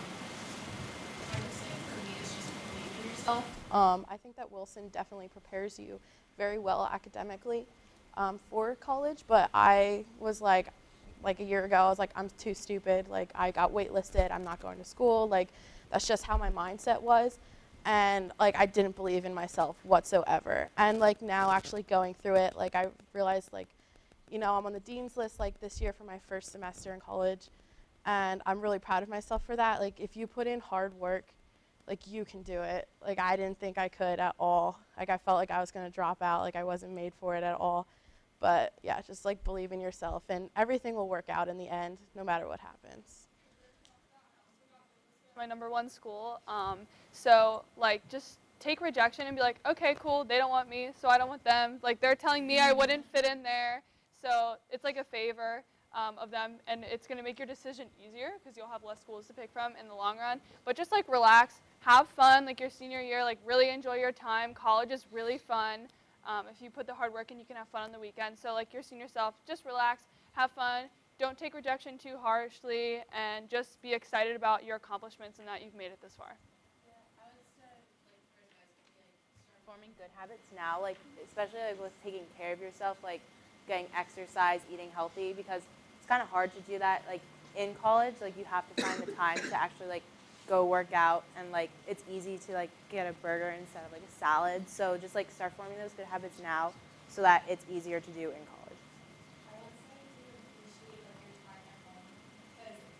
Like you don't realize how much you're gonna miss it, and it is really hard to transition. So like appreciate being with your family, being with your friends, and like seeing familiar faces every day, and like eating good food. Like I miss all of that. So it's nice to come home for break, but like appreciate it, because when you get there, you're gonna like it's gonna hit you. Don't be afraid to call your parents. If you're having a hard day or you just need someone to talk to, call your parents, call your friends, call a sibling, because they know you best and they'll be able to help you through whatever you're going through. The amount of times I have called my mom in a day should not be like a number, but talk to them. Make sure you stay in touch with friends from home and call your parents because they'd love to hear from you.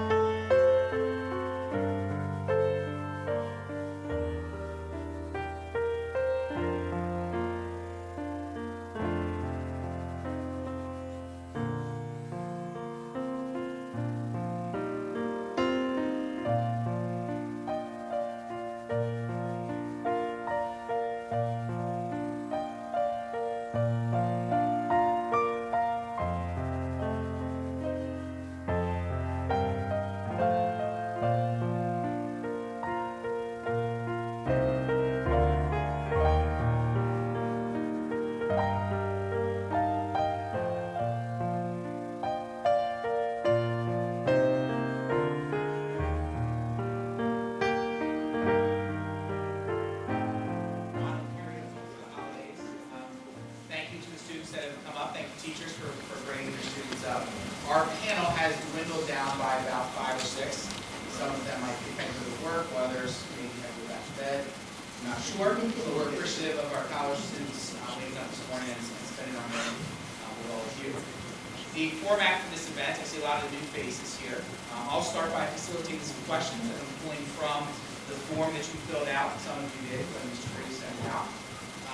Once we have that, to get through some of those questions and warm everyone up, I will turn it over to the audience to come up towards the end of the conversation to the microphone right in the center to ask some questions. Just a reminder that this is a school event, so we need to make sure we're asking high school appropriate questions.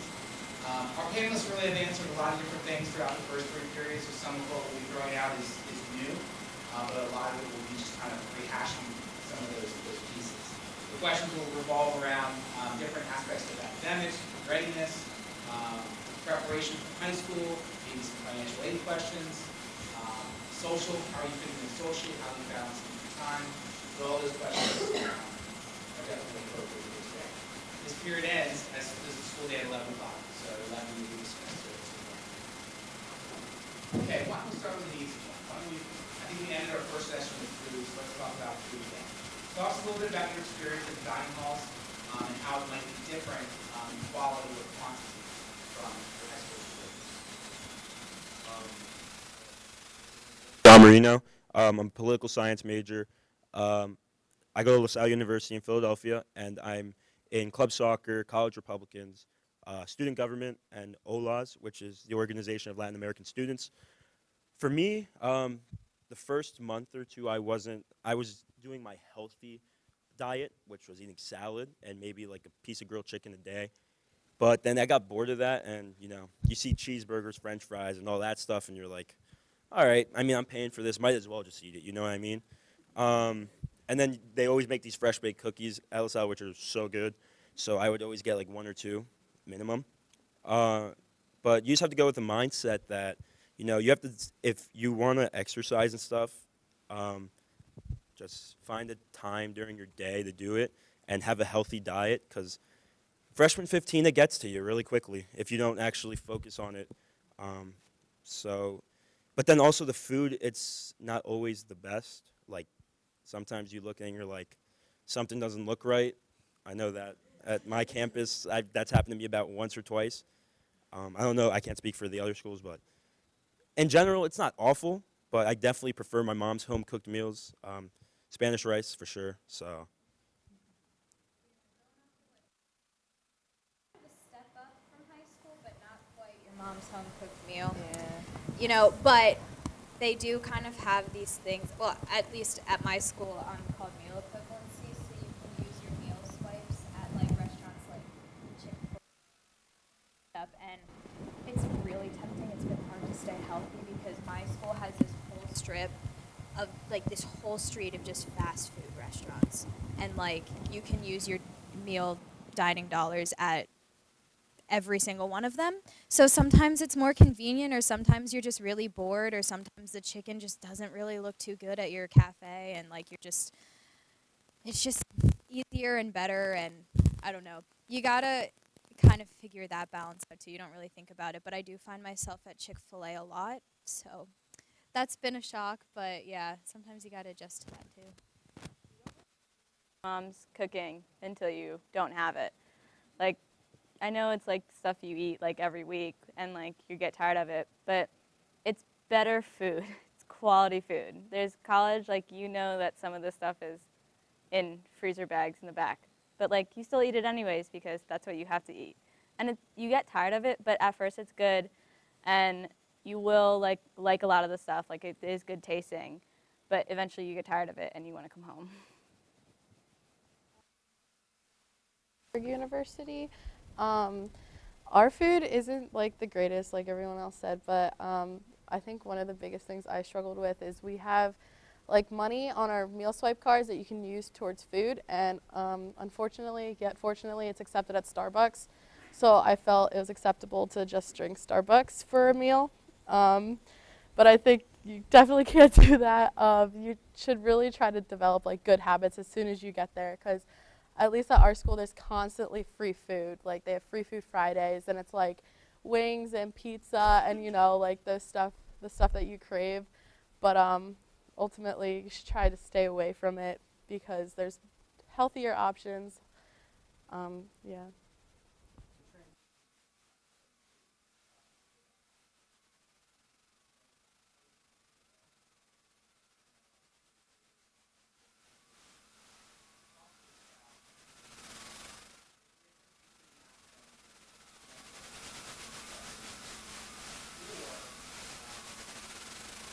Rather than some different experiences in high school that are prepared you for that, whether it's specific teachers, or classes, really just focus the conversation around the academic. I think the main difference in the transition, like classes might be slightly more difficult. Maybe not if you've taken a lot of AP classes here at Wilson, but I think the main difference is accountability, and your professors expect you to take the time that you have as you will.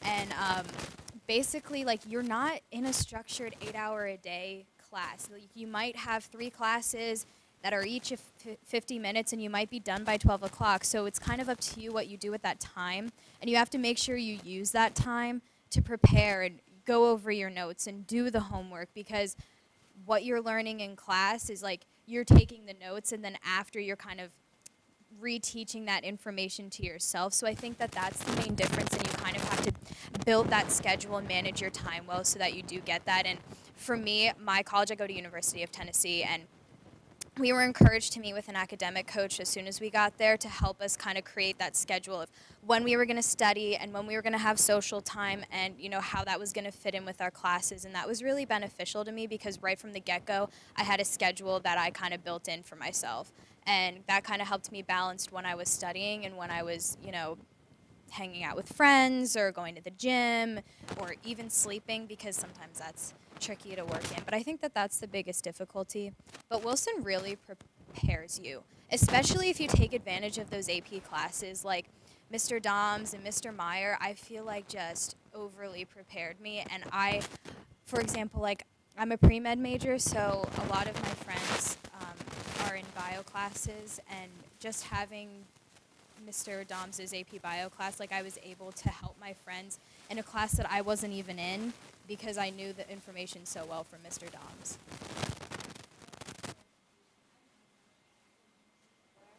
Going off of the AP classes here really do prepare you for the workload and for some of the content that you're learning. Because I took AP Calculus with Mr. Meyer junior and senior year here, and I had to take calculus again at Delaware for my major. And because I had the background from Mr. Meyer here, I was able to do really well in my calculus class. So if you pay attention and you take the AP classes and you get the credit, it'll really help you out in the long run at school. You don't have to take classes because you might be able to opt out of them, or the information you already know will help you succeed in the college level courses. I agree with what Emma said. Even if you don't take the AP exam and like pass it to get the college credit, even just the experience of the class, like I know, like we said, it's like a 50-minute class in college, and that's what Mr. Doms does, and Mr. Meyer, and even Mrs. Simpson about the chem. It's an hour of lecture, and it's not always hands-on, them coming up to you and teaching. It's an hour of lecture, and you just getting knowledge in, and then maybe sometimes every other day it's a 2-hour class, and it's a lab, and you have that in college, and you have 2-hour labs, and it's not always just going to be an hour class, like. And you have to experience that just sitting there and learning and just taking in knowledge and not just having it be interactive all the time. It's like not going to be like that in college. State, and I study nursing, and I found that like you're actually held more accountable for your actions in college.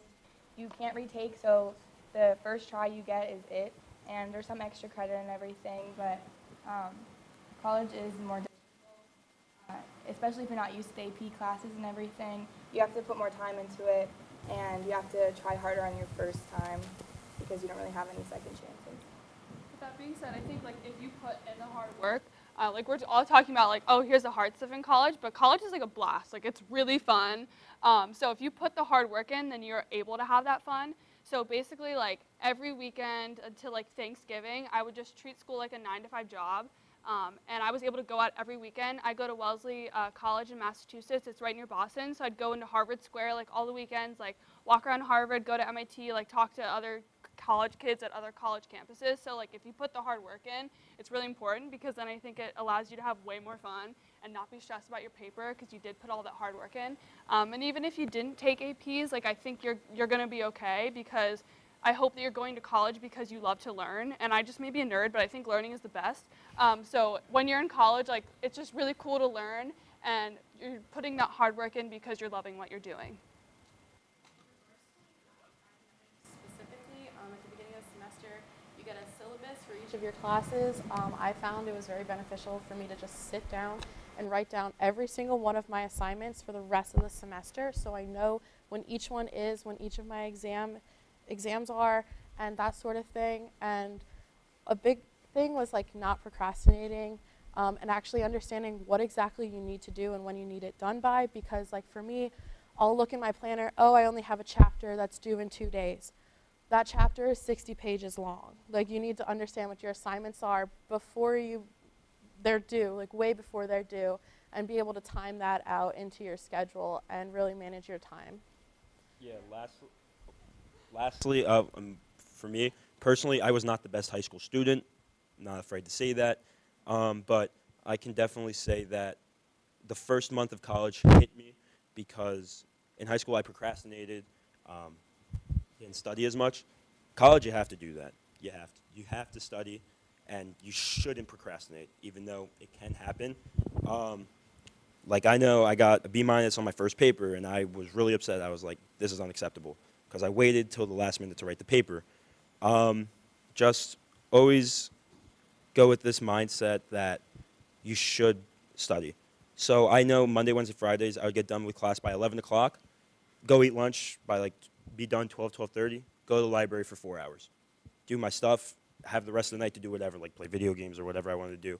But it was a sigh of relief to get all that hard work out of the way, because then I had whatever I wanted to do after that, I had time to do.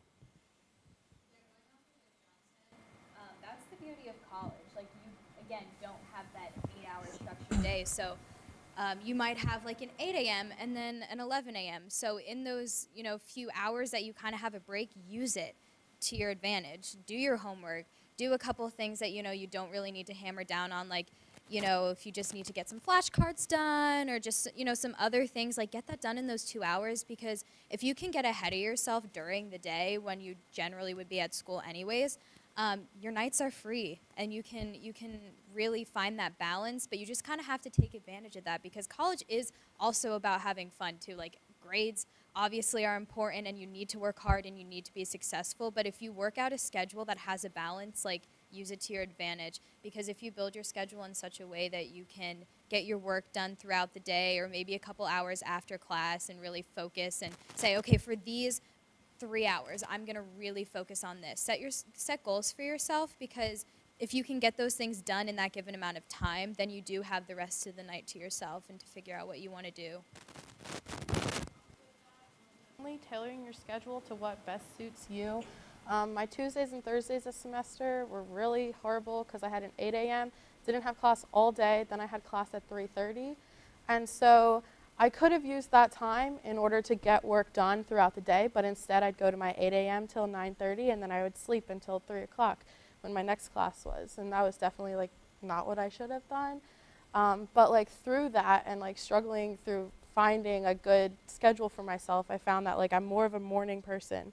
And so like my schedule for next semester is going to be tailored to that, where I can like wake up in the morning where I feel refreshed and like not tired at all, and can actually like just get some work done for like a few hours at a time, then go to my classes, and I'll have the evening for myself. Like there's different ways that you can make your schedule that really will benefit you, because everybody's different and everybody's on a different schedule.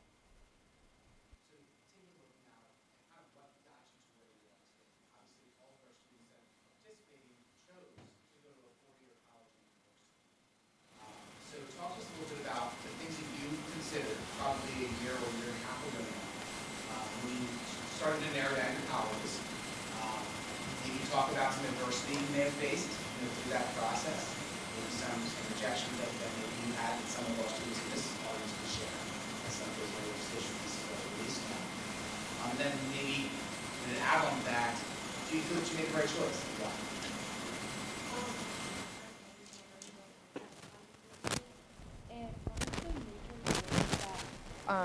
I looked at was, trying to find like a school that had my major.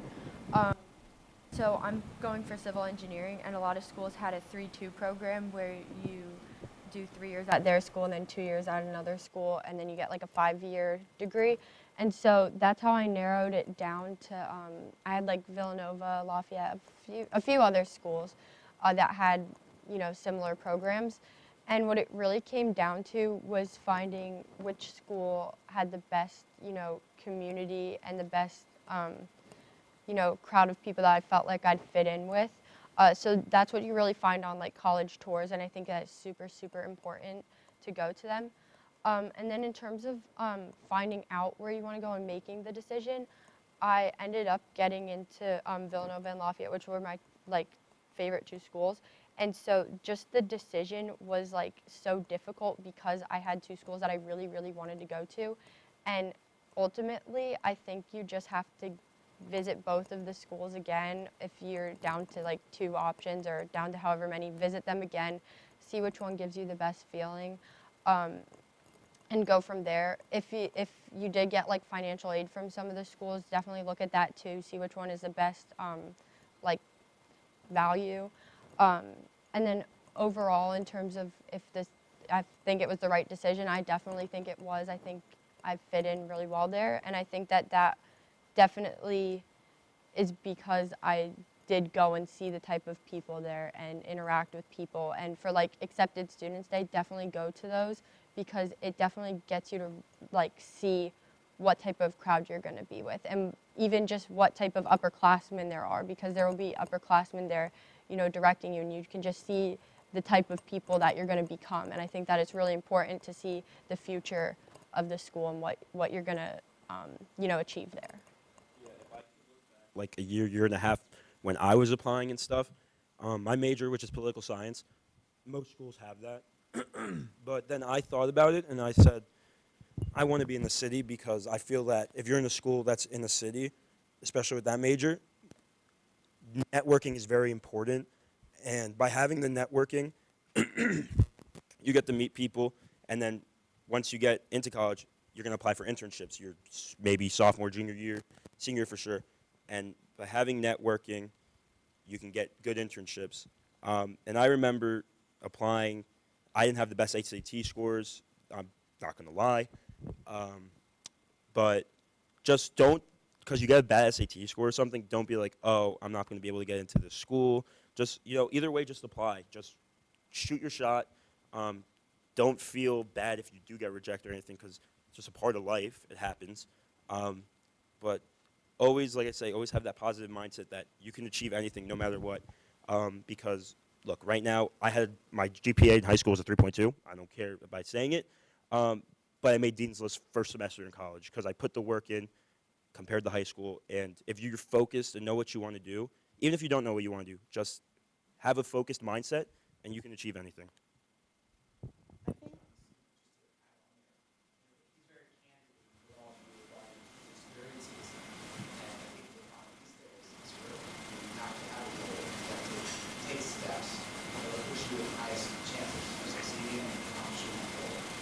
Even if that means your first semester, you don't get many students do not.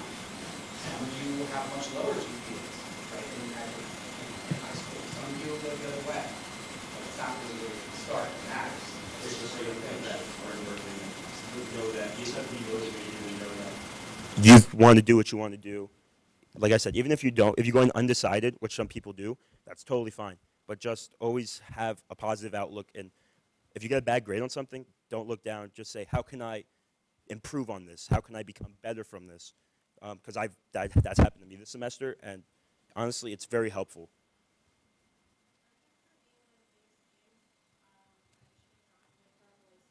That my decision a year ago would have determined the rest of my life, because that's what I thought. I thought I would go to school, I would major in a certain thing, I would then get a job in that, and that would be the rest of my life. And then so when I got waitlisted by my number one school, it was kind of like my life fell apart in that moment, but I grew from that, and I realized, like, you know, it's not the rest of your life, it's just one step in the rest of your life. And so determining the school is definitely a very important decision, but there's also, like, I know very many people that transfer if they don't like it, and I don't think you'll be miserable at a school if you're, like, in between two. Like, you have two opportunities, if that makes sense. Like, you're going to make something of that opportunity. Whether it's the perfect fit or not, you don't really know until you experience it. But always know that when you're taking that first step going into college, there's definitely going to be different routes that you can take from there on, whether it means changing your major or transferring or just not even going to college anymore. Not everything is set in stone from your college decision as a senior in high school.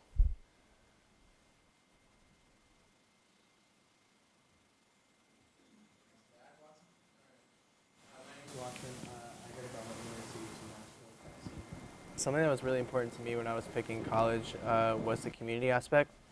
Something really important in my life is my faith, and my college is a Christian campus, so that was really important to me, finding like a good area that I could not only grow myself, but grow with other people with the like-minded thoughts. Bye, Paige.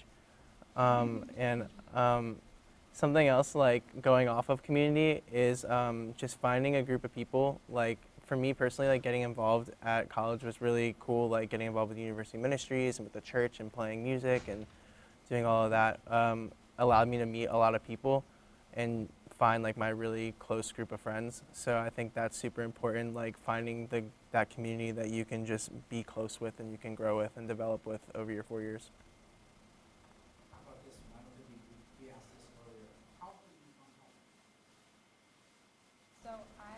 Delaware's only about an hour and a half from here, but during the first semester, I only came home one weekend, and it was, I think, for my grandmother's birthday, but a lot of my friends lived really close to the school, and they were going home almost every weekend, so they were really missing that aspect of hanging out with your friends on campus on the weekends when you don't have to go to class. And I feel like it's to each their own. Like, if you want to go home every weekend, that's fine, but if you want to get a true college experience and be able to grow independently away from your family, then it's not the best to go home all the time. Because me personally, I was able to grow and become a more independent person with only going home one weekend and coming home for breaks. Because I was able to establish myself at Delaware and build my own network of friends and my own little community without worrying about traveling back and forth all the time. I agree. The weekends at college are really important. I know personally that's where I met a lot of new people. It's important to have that social aspect on the weekend. Like, you'll drive yourself insane if you don't. But going home is comforting. I know that you need to see your parents. Like, it's important. But it also is like a kick in the butt, because college is like what your life is going to be like eventually. Like, you're going to live on your own. You're not just going to live at home the rest of your life, or I would hope you wouldn't. So it is important that you do stay away from home as much as you can if you're living on campus, just because you get used to it. You want to gain that independence. I know it's important, and a lot of people like that independence.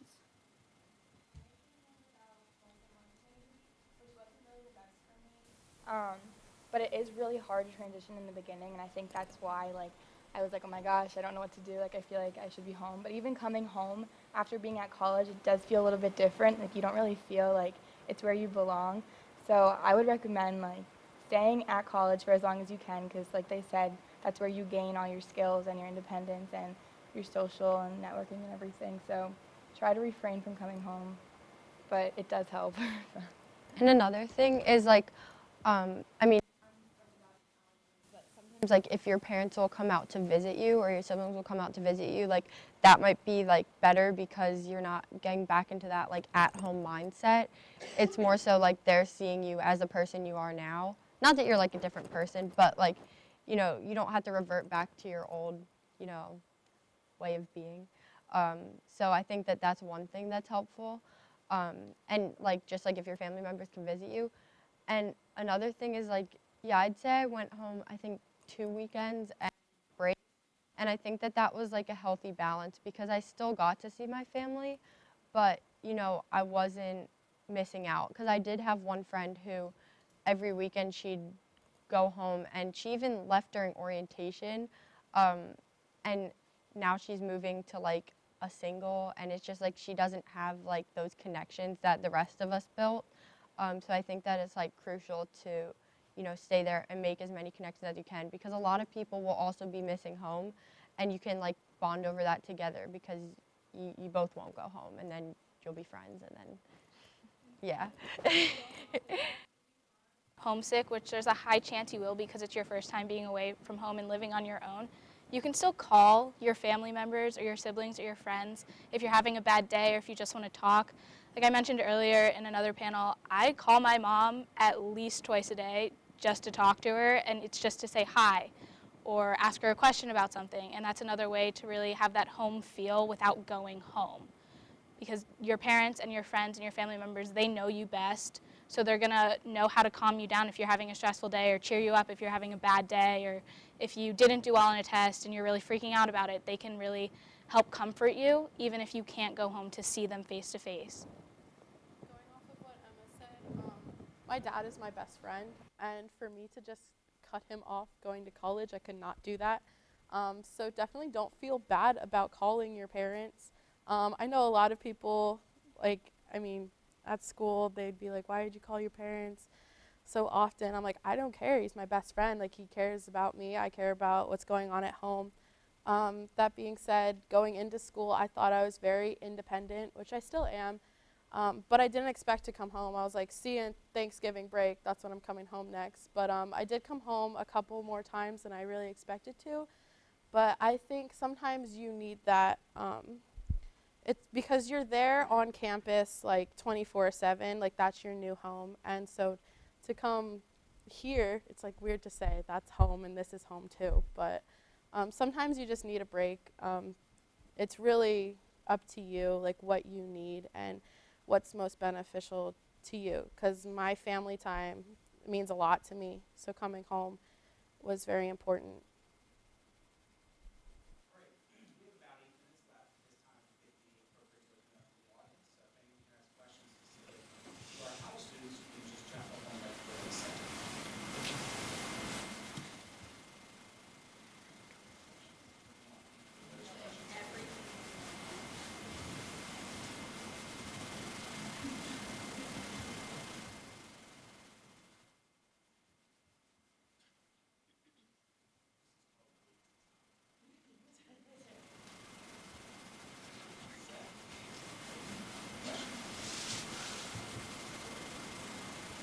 From our staff. So, what was the most surprising thing that you encountered?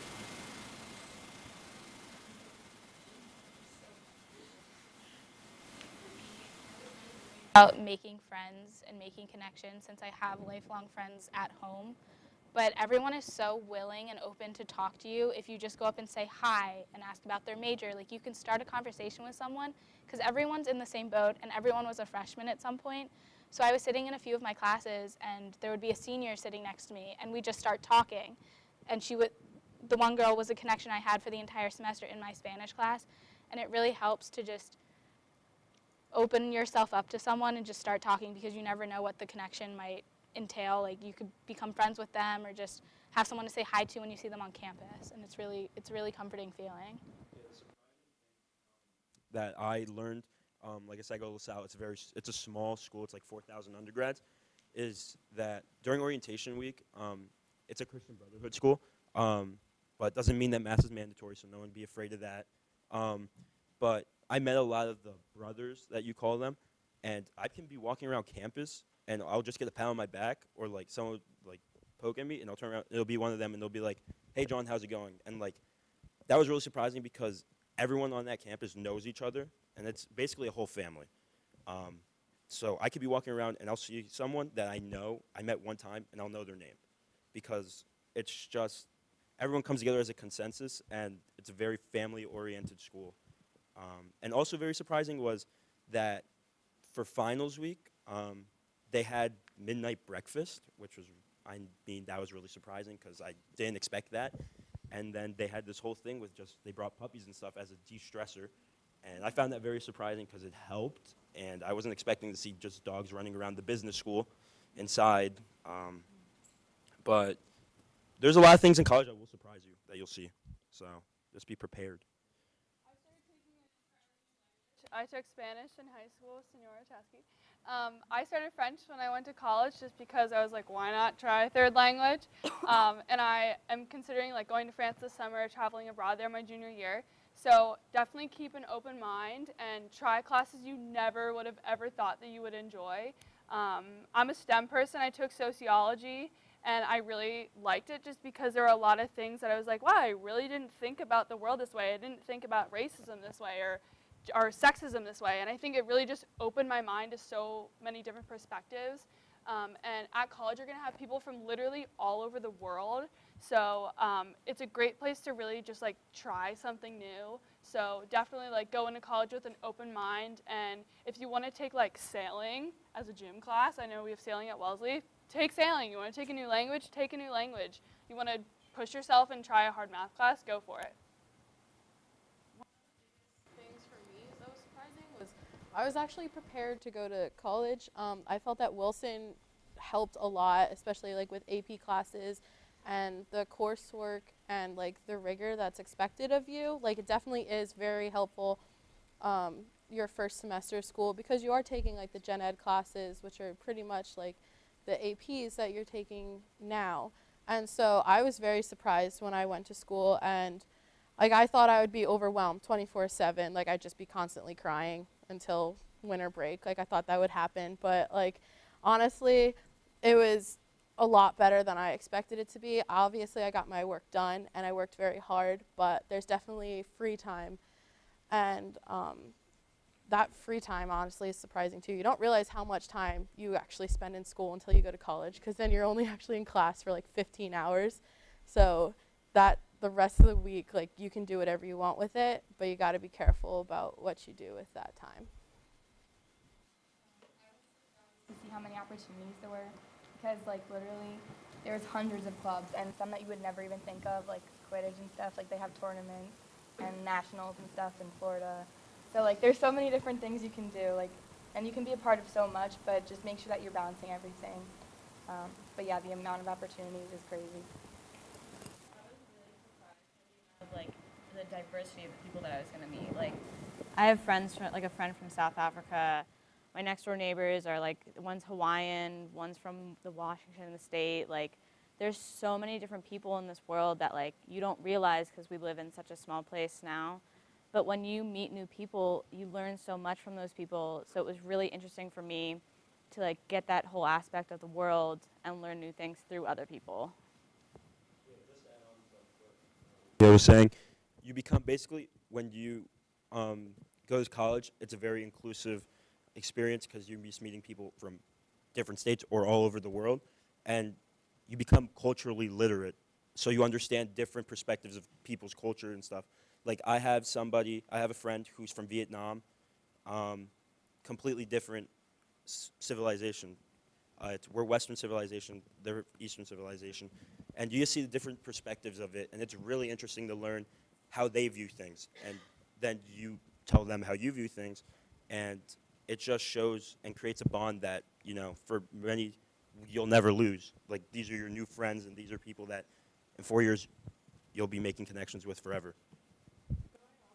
It's not only the students that are diverse, your professors are as well. They come from everywhere. My one professor for Mythical Middle East, he's from Turkey, which is absolutely amazing because he's a professor from Turkey who grew up in the Middle East teaching me about the Middle East.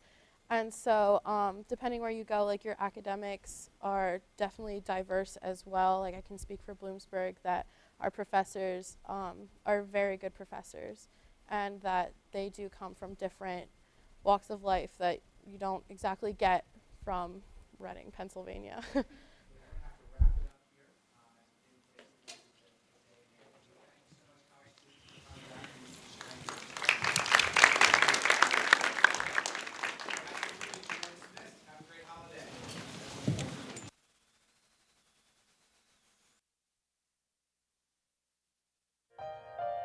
you.